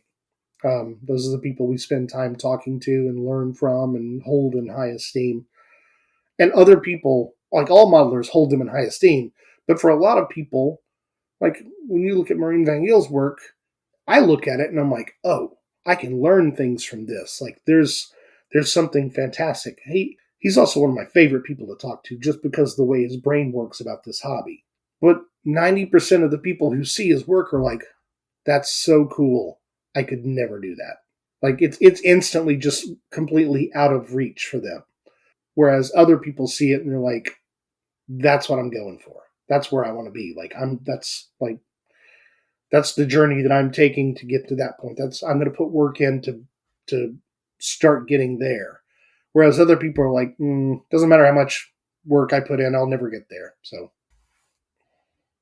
Moran also goes back to what you were talking about earlier when we said about getting a better appreciation of other people's work through improvement and what have you. That Mm-hmm. I think a lot Yeah. of people see his technical virtuosity. Most people see his technical virtuosity and think, it's amazing. I could never do that. But then I think a slightly smaller section of people look at it and think it's amazing how he's done it, but also this composition is incredible, and this idea that he's coming up with is incredible. Like the idea of doing Zappa as a frozen Muybridge photo, essentially, of a body in motion kind of thing. Most people wouldn't even have thought to do something like that. It's just he is on another level, and I think the more you kind of get into it, the more you can appreciate how much he's on another level in a way. Yeah. Oh, I 100% agree. But he's always relatable. Like you can sit down and talk to him, and like I feel like he's one of a handful of people that you sit down and talk to, and you walk away, and you're like, did I just fucking learn something? I think I did. Yeah. I should say from a podcaster's point of view, because I've interviewed him a couple of times on this show, but we interviewed him as well on the Sprue Cutters Union, so you'll know what I'm talking about. You always have this worry with people like Moran. Sometimes people are technically amazing modelers, but you try and talk to them and it's like getting blood out of a stone. But he's extremely free and very erudite and very sort of, very good at speaking and good at communicating his ideas and so enthusiastic. And that's, from a podcaster's point of view, that's great. Just put 10p in the meter and off he goes. Yeah. Well, I mean, to as the kind of person to sit down and have a beer with and just talk, it's, you can't beat it. Like he's very eloquent, right? He's able to very clearly express things. And again, it's just the way his brain works about this hobby is just really fantastic, like it's, to me, he's a real treasure as well as being a friend. He's also like a treasure to the hobby. I tell people all the time, the only hobby book that comes off my shelf repeatedly that I feel like I always learn something is his book on diorama composition. But kind of going back to, so we can wrap this up with a bow, kind of going back to, is modeling art and how people view really exceptional work. I think for the most part, modeling is creative. Scale modeling is creative. It scratches a creative itch, a problem-solving itch, but it allows people to be as creative as they want to be. Is building a kit or a diorama art? No. It can be. There are people who, like we were talking about, who take a step outside the box and create something that has a much broader appeal. Most of our spouses or partners have been to a modeling show with us and have put up with it as long as they want to. They wander around with us and they're like, that's cool, that's nice. They don't point out what you're interested in. Like when my wife was walking around with me at SMC, she'd be like, oh, that's cool. I'm like, oh, yeah, that's kind of cool. Yeah. But then I'm like, oh, I like that. She's like, whatever. We're not seeing the same thing because our interests are completely different. She's looking at things in a very superficial way. Whereas I've fine-tuned my eye to be like, I don't like that vehicle, so I don't care about that diorama with that vehicle in it. She's less of a dick about it than I am. But when you have things like, Pete's Profit and Loss or his childhood diorama, that sort of stops everybody in their tracks. Like it's something that has an effect on everybody that sees it, whether they're casually or seriously interested in the hobby. So I think, yes, dioramas, scale modeling can be art. It can be. And I don't let it bother me because it's just what it is. But it's social media, right? You scroll through and there's a moderately good diorama, pretty well executed, but not exciting or anything. And then people are like, oh, this is art. Like that belongs in a museum. I'm like, well, no. Unless it's a museum of moderate art, Yeah. moderate modelling, rather. But, I mean, so part of me rolls my eyes and is like, no, it doesn't belong in a fucking museum. But the other way to look at it is like somebody likes that so much that they would love to have that sitting on their shelf. Like it's made an impact on them in enough of a way that they're like, oh my God, that's really amazing. I think that's art. Well, most people don't know what art is. They don't care. I think that's the real thing. Most people don't care what art is. Like, if you're not interested in art, you're not going to make somebody interested in it. I mean, for some people, it's a dirty word. Yeah. For most people, I think you either like it or you don't care. Most people don't even think about it. Right. Most people don't even think about it. So when they see something done to a level that they feel like they can't achieve, then to them, that's art. That's the pinnacle of what I enjoy about this hobby. Objectively, no, it's not art. It's a pretty well built diorama, but but yes, in certain cases, this is a medium that you can create art with. And I think if you're the person who built that model and you look at your comments under your post and there are 5 or 6 people calling it art and saying it belongs in a museum, that's got to make you feel really good. Yeah. I mean, it's rare in this hobby, I guess, to find that kind of appreciation, for the work. Like if you take it to a contest and put it on the table, you could maybe some people would like it and find you and tell you about it, or maybe you'll win a prize and that will feel like some appreciation. So yeah, it's got to make you feel good. I'll be honest, if someone likes my work at a show enough to take a picture and post it in a photo dump on the internet of the models from the show, then that's great for me that it caught their eye and they took the picture. That's really nice. Yeah, that's a good feeling for sure. But again, it's interesting to look at those photo dumps and see what the common denominators are, right? It's interesting to see the models that caught everybody's eye, or almost everybody's eye. And it's a good way to get an overview of the show too, because very few people walk around taking a photo of every single model on the table. So if you look at 2 or 3 photo dumps, you might see a handful of the same models, but you'll also get to see a lot of the other ones, a good variety too. But yeah, it's weird how that's a little how that can give you like a little boost to see your model in somebody else's photo dump. You're like, well, somebody liked that enough to stop and take a picture of it. That's pretty cool. I'll wrap this up, my final comment on that. The thing I find really annoying about photo dumps is inevitably there's at least one model in there that I think is absolutely amazing and I missed. And I'm always annoyed I didn't see it on the tables. Yeah. You think, where the hell was that? And you recognise the model next to it and realise I looked at that one, but not that one. Well, and sometimes with those shows, you can go in there and see models at a certain point and then come back and realize somebody's arrived and dropped the model on the table. Like that, I think that's what happens sometimes with the photos that I see. We're like, how did I miss that? Like, oh, because somebody dropped that on the table after I walked by. Because as you know, like once Saturday hits, at the peak of Saturday in that contest room, it's overwhelming. It is really overwhelming. The worst is Sunday morning when they open it again, because it is absolutely rammed.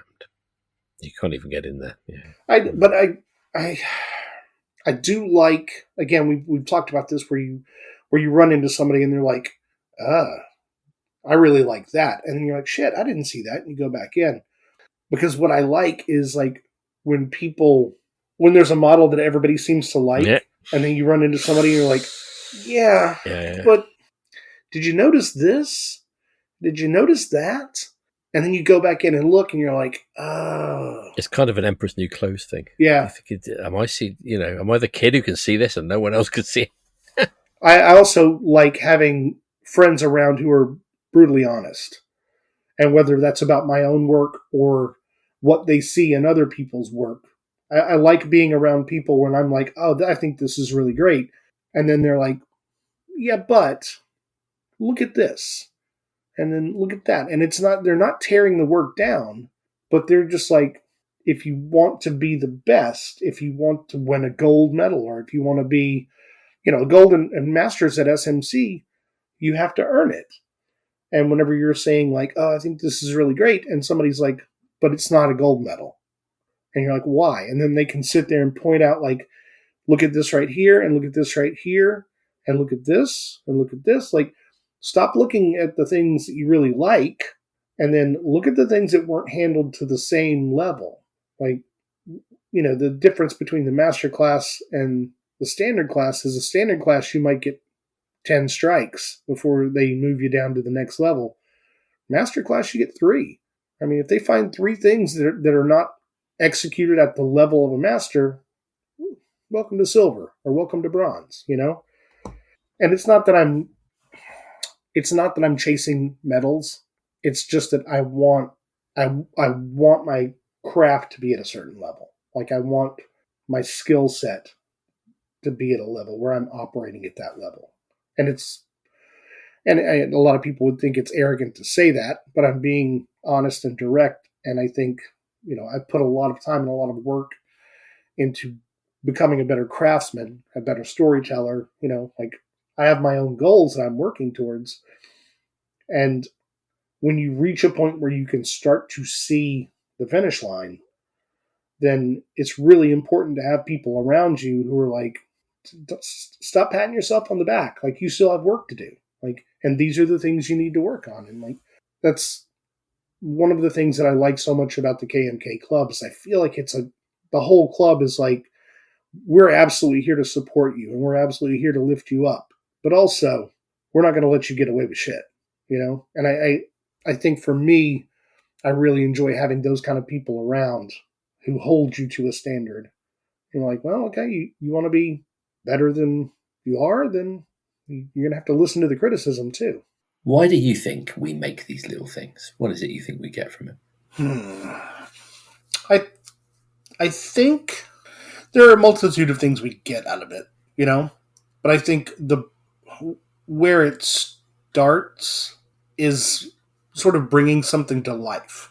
I remember as a kid, back when there were hobby shops in the U.S., going to hobby shops, and invariably there'd be a display case with some models that somebody had built that were kind of on show.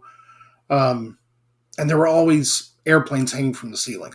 Just tons of, mostly larger scale things, bombers and things like that, built from old monogram kits or whatever was around at the time. And it was, as a kid, I remember like pouring through history books on World War II, and it was the images in the books that really sort of grabbed me. It was, none of them were what I would call like, they were all well-known images, right? I mean, by the time in this day and age, none of these images would be anything that anybody hadn't seen hundreds of times. The B-26 Marauder with its wing folded back and the engine on fire going down, and the Panzer III in the desert and all the Tommies running towards it with their bayonets and the surrendering guy. Like, it was just full of that sort of stuff. And then I walk into a hobby shop and it's like, it's all 3-dimensional. It's all there. It looks cooler than it ever did in a book. Yeah. Because it's in color and there's action. Like the old Tamiya set of the Germans jumping out of the half track was on display. Somebody had built that and that was on display. And it was the coolest thing I'd ever seen because like suddenly like these pictures were alive. They were more alive than they were in 3D or in 2D as a picture in a book. I still think the guy from that set with one hand on the rim of the half track and one foot on the rim is one of the best posed figures anywhere in scale modelling. I don't know why people don't, we haven't had more figures like that, but he's fantastic. It's funny thinking back on some of that stuff. I distinctly remember getting the Tamiya Verbalwind, and the crew that it came with was wearing like the padded uniforms with the hoods and stuff, and that was so cool to me. And I distinctly remember building an Italeri Sturmgeschütz 4, and it came with a figure, just a German infantryman holding a rifle at his side, but his sleeves were rolled up. And you just never saw that. Like, all the figure sets you saw, everybody's sleeves were, down at their wrists. Like, you never saw anybody with their sleeves rolled up, and that was suddenly like, it sort of transported that little figure into a specific time of the year, warm enough that you had to roll your sleeves up.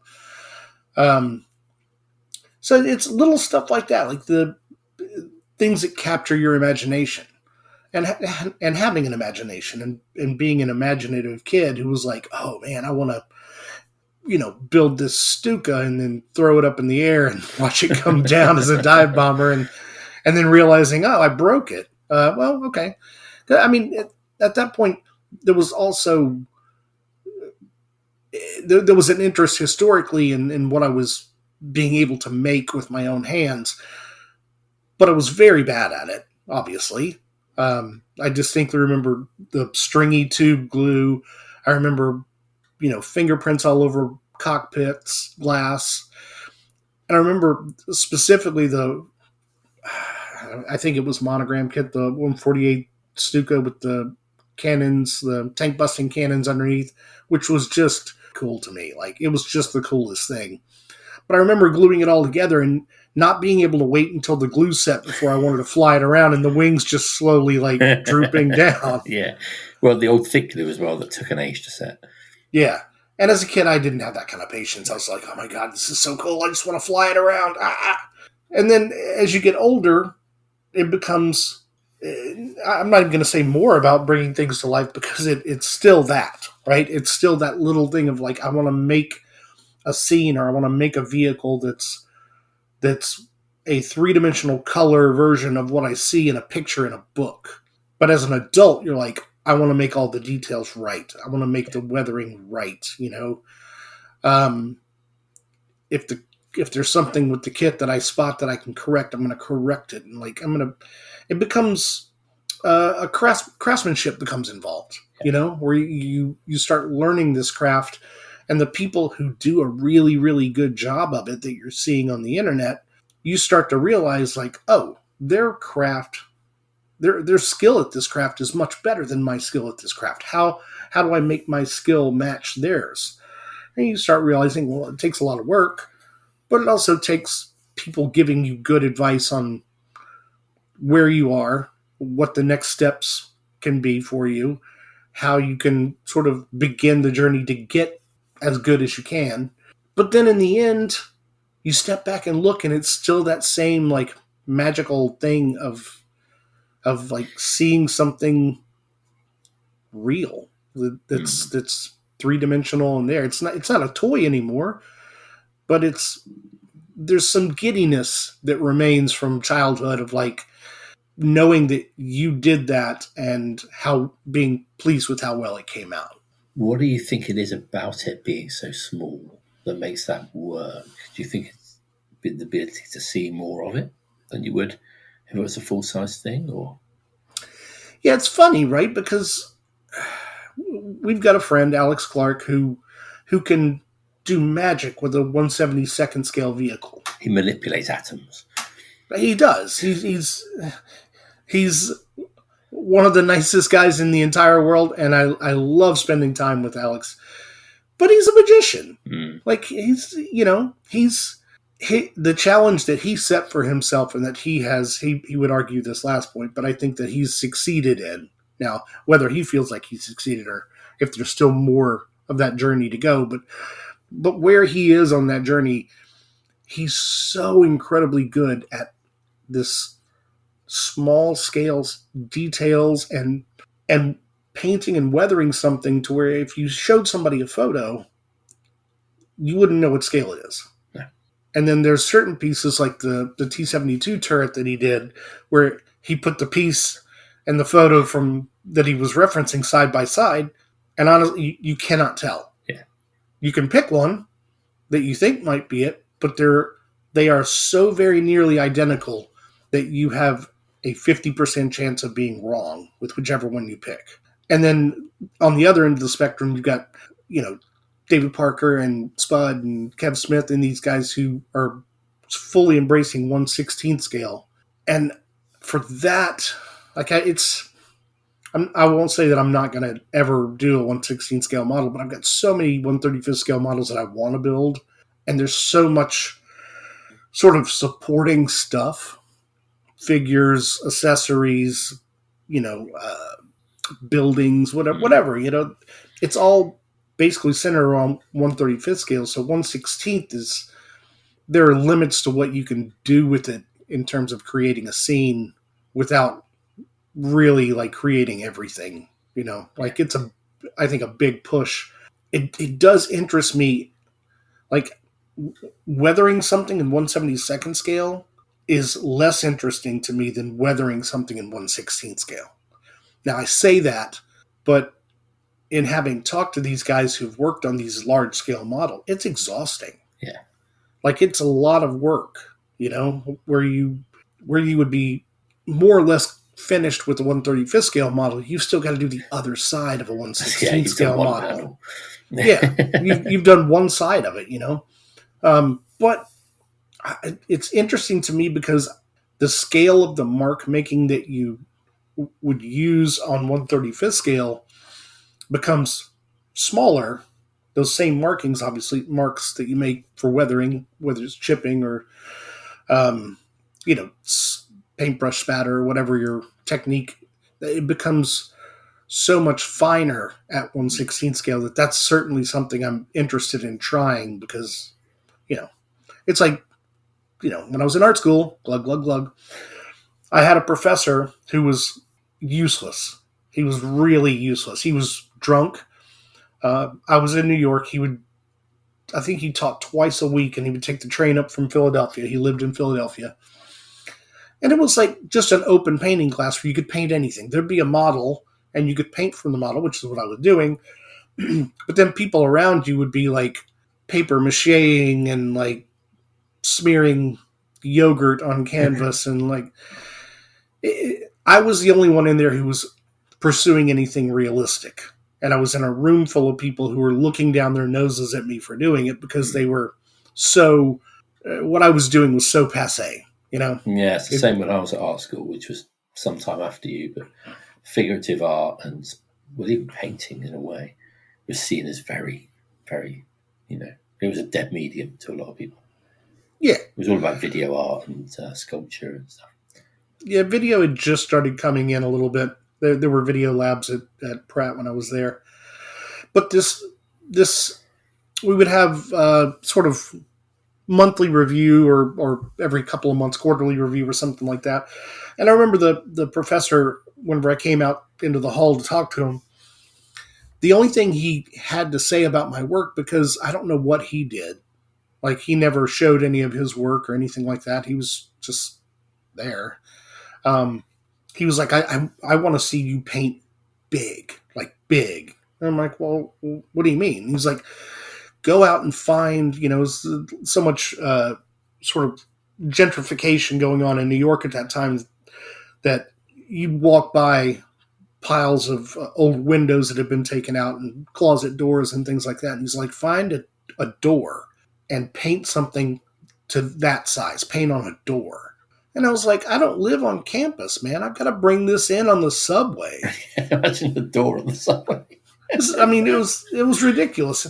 And I didn't pursue it, but not painting on a door, but I did sort of gradually, after seeing large-scale works by other people, think, oh, this might be a way to like really stretch my muscles a little bit and like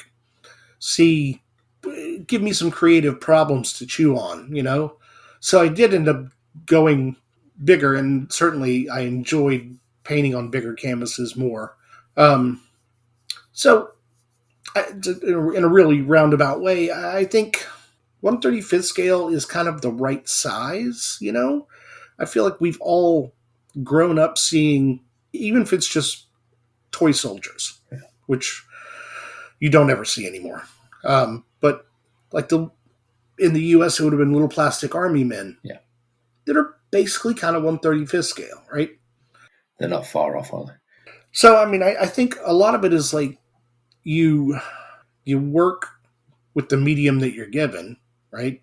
That's the size of the miniature that you've been asked to work with. But in a way, we're sort of confining ourselves with that. And one of the reasons I say that is I was up in New York a few years ago, and our buddy Adrian Davies was like, there's a great exhibit at the MoMA right now of all of the puppets and everything that they used to make Guillermo del Toro's Pinocchio. Mm. And that, he was like, look, get there early because there's a line, sometimes a 2-hour line to get in. And we got there about a half an hour after it opened, and we stood in line for probably 25 minutes. It wasn't much. But my God, the work in there was just fantastic. Like, it was some of the most inspiring and cool shit I'd ever seen because it was freeing, right? There were no rules to it, right?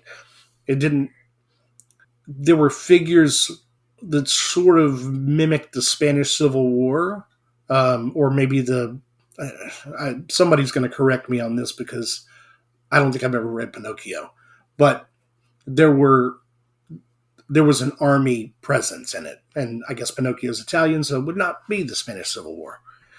In the figures and everything that we were in the Pinocchio movie, because there's an entire like battlefield set up with all these figures, but you go in and it's just all of the puppets were there in big glass cases, just like rows and rows of them, and they were probably 14 to 16 inches tall. And then as you move around the exhibit, there are different locales. Like there's a hospital, which was really, really cool. There's Geppetto's workshop, which was awesome. There are different settings within the movie that they've pulled out everything and set up inside this. And I remember you can get so close to these exhibits that like the clothes were hand stitched. Geppetto was wearing a tweed jacket, and the tweed jacket had like worn elbows, and like his shoes were handmade and scuffed, and like everything was made to make this a reality. Yeah. And it was so kind of eye-opening where you're like, okay, I mean, what I do is I use things that are provided and assemble them and paint them and weather them and put them in a setting and, do a little converting. And it's my imagination that sets the story, and like my imagination is what I use to sort of make the weathering as realistic as I think it can be, and the groundwork and things like that. There are a lot of places where I put a lot of emphasis in something like looking believable, and authentic, as our buddy Will Pattison would say, authentic. Plausible is what he likes. Which, when you're making it up, but trying to make it realistic, is the right word, I think. Right, but this Pinocchio exhibit, there was, if you take reality out of it, realism, and replace it with plausibility, that's what I was looking at. Like everything was so incredibly well done, so believable in that setting, but the setting was completely created. The scale was created. It was, so there are, I think for a lot of us, it would be fun to do something outside of the scale that we always work with, that we always have. Like, we're all invested in miniatures and like making things in miniature, but even something that's 14 to 16 inches tall is still a miniature, and it doesn't look like a toy, right? There are figures, action figures, or those dragon things that come with like cloth uniforms and stuff like that. But they're and you're right to laugh, right? Because they're trying to marry the two mediums, right? The body is plastic, the face is plastic, the hands are plastic, and they look plastic. And they're painted by, I don't know, a machine or a person or something, but they're not rendered, right? It's just a flat flesh coat, and burp, there's some eyeballs, and burp, here's some eyebrows, and off you go to put these little clothes on the little dolly. So that marriage doesn't quite work because you want it to be one or the other. Like the precision that we see in hand sculpted figures from like Taesung, the precision of the cloth is in no way replicated on a doll wearing clothing. No, because the problem with those, I was laughing because I was trying to avoid the phrase battle Barbies, but there you go, I've said it. The problem you quite often see people who paint them really well and weather them and stuff, and they do it very realistically. But the clothes they wear, the stitching and the weave is so out of scale. And because it's out of scale, it doesn't hang. It behaves differently to how the same cloth would on a one-to-one to a person. So yeah, the thread's not in scale. Yeah. Right? I mean, you're making, the material you're using to make it is not in scale with the rest of it. Yeah. But because it's cloth, not putty, it has a tensile strength and it will not hang right, basically. Yeah. Yeah, so I think if you sort of divorce the two materials and say, okay, well, I'm going to sculpt a head out of clay and hands out of clay that are exaggerated in some way, with exaggerated features and like long fingers or stubby little short fingers or whatever. Like, if you embrace the fact that it's only a nod to reality, then I think you're free to do a lot more, and you end up with something with a lot more character. And again, that's why it's so fun to walk down I really love the green category at SMC. Yeah. Where you get to see raw sculpts. And I just think that's so cool. But there's a lot of cool stuff in the fantasy stuff too, where you look at it and you're like, man, that looks like it's fun to paint because there's no rules, right? You can break free of the rules. You can be creative. You still have to be an excellent craftsman in order to pull it off well. But yeah, I can kind of understand why fantasy is as popular as it is. Like, it's like we said before, it's, 4 to 6 pieces that you glue together and, you're ready to go. You're ready to paint. And, it's just, it scratches that itch, right? I mean, I love taking a kid out and building a model too. And there are some days when I sit down at the bench and what I have to do in front of me in order to push the project forward is to do all this intense masking. And I just want to go into the closet and get out a new kit and get the extra thin cement and some nippers and just build. So there, I've excused Sam Dwyer's entire existence. So I don't know that actually answered why we like miniature things, but I think it's something, it's manageable in size.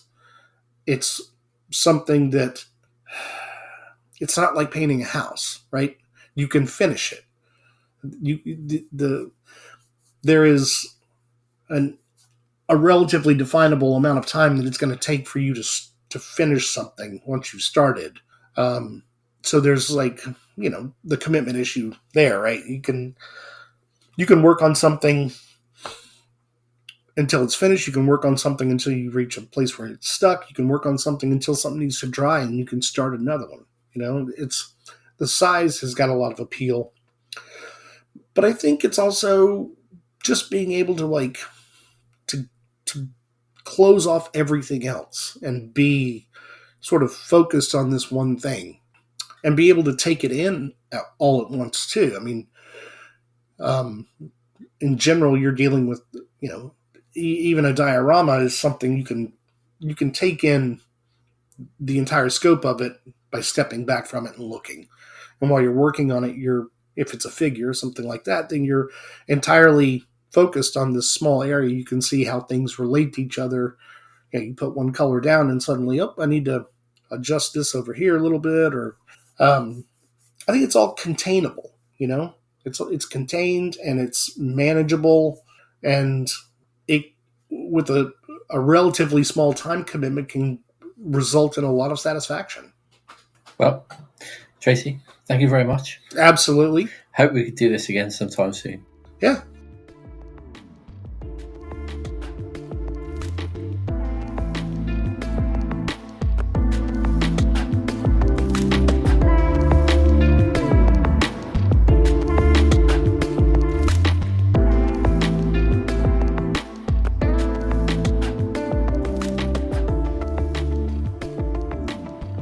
I hope you enjoyed that even half as much as I did recording it. Towards the end there, you may have noticed Tracy challenging me a bit. This is one of the things I love about him. He has the ability to turn what you were thinking on its head and help you see it from a whole new direction. I think there are many things modelers can take from artists without it becoming art. And reading around about art theory, not just painting, but film or photography, could enrich our modelling a great deal. Try finding a piece of art you like and deep diving into articles on the work. I had some interesting feedback on the last episode, as you may have expected from such a charged subject. Roger Newman wrote, "Many thanks to Matt McDougall and yourself for a very thought-provoking podcast. My first thought was to sell the stash, as virtually all items within it triggered a 'that's a political item.' Not just military subjects, both aviation, armour and figures from the Waterloo, American War of Independence, etc., and some of Salvino's US muscle and NASCARs too. But where does this stop? The instrument I'm writing this on is an iPhone with Apple and Microsoft software in it. I cannot give up my phone as it's my main means of communication and interfacing with the world. This is the reality of today's world and living within it. But back to models. With World War II stuff, I have German armour, but my moral compass prevents me from doing anything associated with the SS, even though the Wehrmacht participated in war crimes, were probably equally brutal, and most were fanatical Nazis. But it's the aesthetic of the vehicle that attracts me, not the function. I will not build Russian World War II vehicles or aircraft, or modern stuff come to that, because of how the Russians allowed the destruction of Warsaw and the brutality they showed during their advance through Germany. The same brutality they show now in Ukraine, Syria, and wherever else their armed forces go. You get the picture. I abhor war, its brutality, the destruction, the loss of life, and the psychological effects, yet the stash is 90% plus military. This all seems very muddled and potentially confused argument, but when I thought through the content of the podcast again and again, everything in history can be seen as being political, however tenuous connection may appear to be. Alas, at the end of the day, it is my model, and from the days of my childhood, these have been predominantly military subjects because that's what predominated on the shelves of toy and hobby shops the world over, both then and now. It sounds very pompous, but as I've aged, my knowledge, understanding, and learning has matured and evolved. I cannot prevent history as it was, but I can try to model with a level of compassion, reverencing my life's experience and knowledge and not glorifying war. I need this hobby and the stash for my relaxation and mental health, and will continue to use this moral compass. Keep these thought-provoking podcasts coming, Chris, and thank you once again for supporting the people of Ukraine. Thank you, Roger. Ramon Lamelli said on the Model Philosopher Facebook page, "This was a great episode, Chris, and I'm glad you covered the topic as you did. Even before reading Duke's essay on romanticising the enemy, there were some things in this plastic nerdiverse that didn't sit well with me. But both of you have helped me articulate what I was feeling and reinforce the idea that I'm not weird or alone. Thank you both for that. There are kits and accessories in my stash that I've already paid for years ago that I wouldn't buy today, but since I have them, I will use them in the name of speaking out. Until I am able to be a bit noisier, my protest will be in scale form." Thanks, Ramon. I think the idea of restricting our modelling is a tricky one, that you should censor your modelling to fit political perspectives, but I do think we cannot pretend that there is no political dimension to what we make. The answer for me, perhaps, is to be aware of what we make and what we say, and to be conscious of how we direct it. Martin Drayton wrote, "I just finished listening to the episode and thoroughly enjoyed it. I'm glad this subject is finally being addressed. It's about time. I wish everyone would listen to this discussion, but I know that won't happen, unfortunately, because a lot of lessons could be learned from it. All is not well in the modelling world, and unfortunately the ogre of politics cannot be dismissed out of hand. Its impact is so far-reaching, and people's responses to current world situations are very telling. Like Matt, I too have had to cut people loose, which I'm sad about, but do not regret in the slightest. There were people who were so fixed in their ideas and beliefs that they were unable to listen to anyone else's point of view, and exhibited an absolute disregard for their fellow man. My whole political stance boils down to, I care about people and I care about the planet, and sadly that seems to make some people really mad. Thank you, Chris, for taking the bold step of bringing this subject into the glaring light of day. It needed to happen. Thank you, Martin, for those kind words. Martin understands better than many that modelling is a political activity, as he's been on the end of discrimination in the hobby. I think it varies country to country, and it does affect different people differently, but pretending it doesn't only fans the flames. At the very least, surely, we have a responsibility to each other to make it a genuinely welcoming place for everyone, and if that isn't politics, what is? John Bryan, guest on episode 20 of The Model Philosopher, said, I just listened to it whilst out walking. I very much appreciated the conversation and completely believe politics and modelling should not, in principle, be separated. What rules any group comes up with is up to them, but I like the fact that Chris is willing to discuss these kind of topics. Having said that, it was a hard listen because, by definition, it was a singular perspective, and there was much that could be challenged in a friendly and open-handed way. It would be interesting to hear someone talk about politics and modelling from a different political persuasion. I'm unaware of any modelling groups where genuine political discussion is happening. Politics is not fundamental. It always supervenes on deeper foundations. These are rarely examined, so if politics and modelling should be allowed, so should modelling and religion.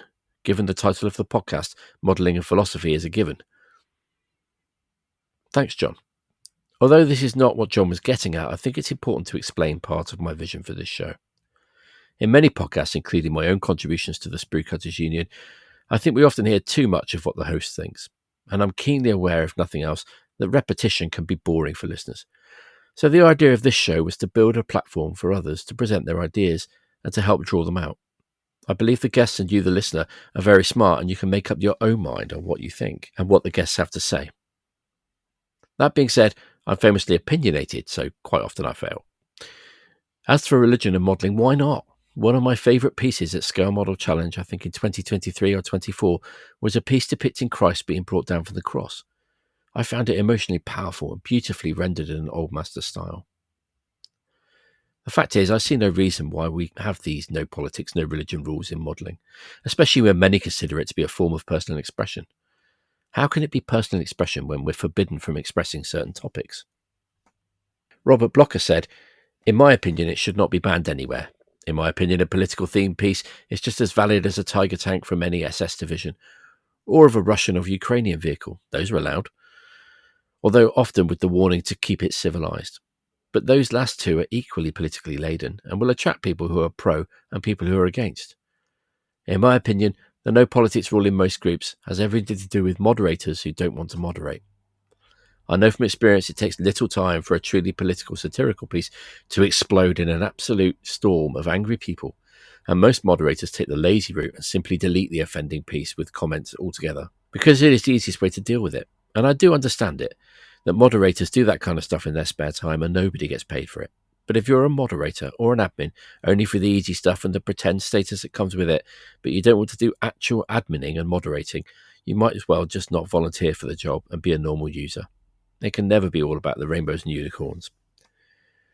Also, I don't understand why modelling should be exempt from being utilised to make political statements. It's a perfect media for it. It's small, relatively quick depending on what you make, so you can react to current events, and it is creative. If you absolutely don't want any political-laden content, I fear there is not much left to post from our hobby. Thank you, Robert. Therein lies the issue for me. The quality of the debate is often the problem, as these things get out of hand fast on the internet. For me, politics is not the issue. The febrile environment of discussions is. I should point out that Will Patterson replied to that comment on Facebook from the point of view of a moderator. He and his fellow moderators at the Scale Modelers Critique Group do a very good job of moderating this kind of thing. They do have rules on politics there, but they're pretty open-minded and very fair-handed, and it's a good example of what good moderation can be. Going back to what John was saying, I should say we've also had some fantastic feedback for John's episode. It really was a singular point of view and very different from the ones you might expect on this show, and I was really glad to have it and glad to have John on to talk about it so eloquently. And it's really touched a nerve with listeners. I'm glad you enjoyed it, and if you have any more comments about that, please do write in. Apologies if I missed your comments, but I'm afraid that's it for this episode. If you would like to comment on the themes of any of the episodes, you can do it at the Model Philosopher Facebook page, in the Model Philosophers Lounge Facebook group, or by email to info@insidethearmour.com. I want to thank everyone for taking the time to comment, and you, dear listener, for making it this far. Please support the show by rating it on your podcast app of choice and telling others about it. You can also become a patron at patreon.com/themodelphilosopher. Your support is greatly appreciated, and a special thank you to the current patrons. Until next time, take care, and thank you for listening to The Model Philosopher.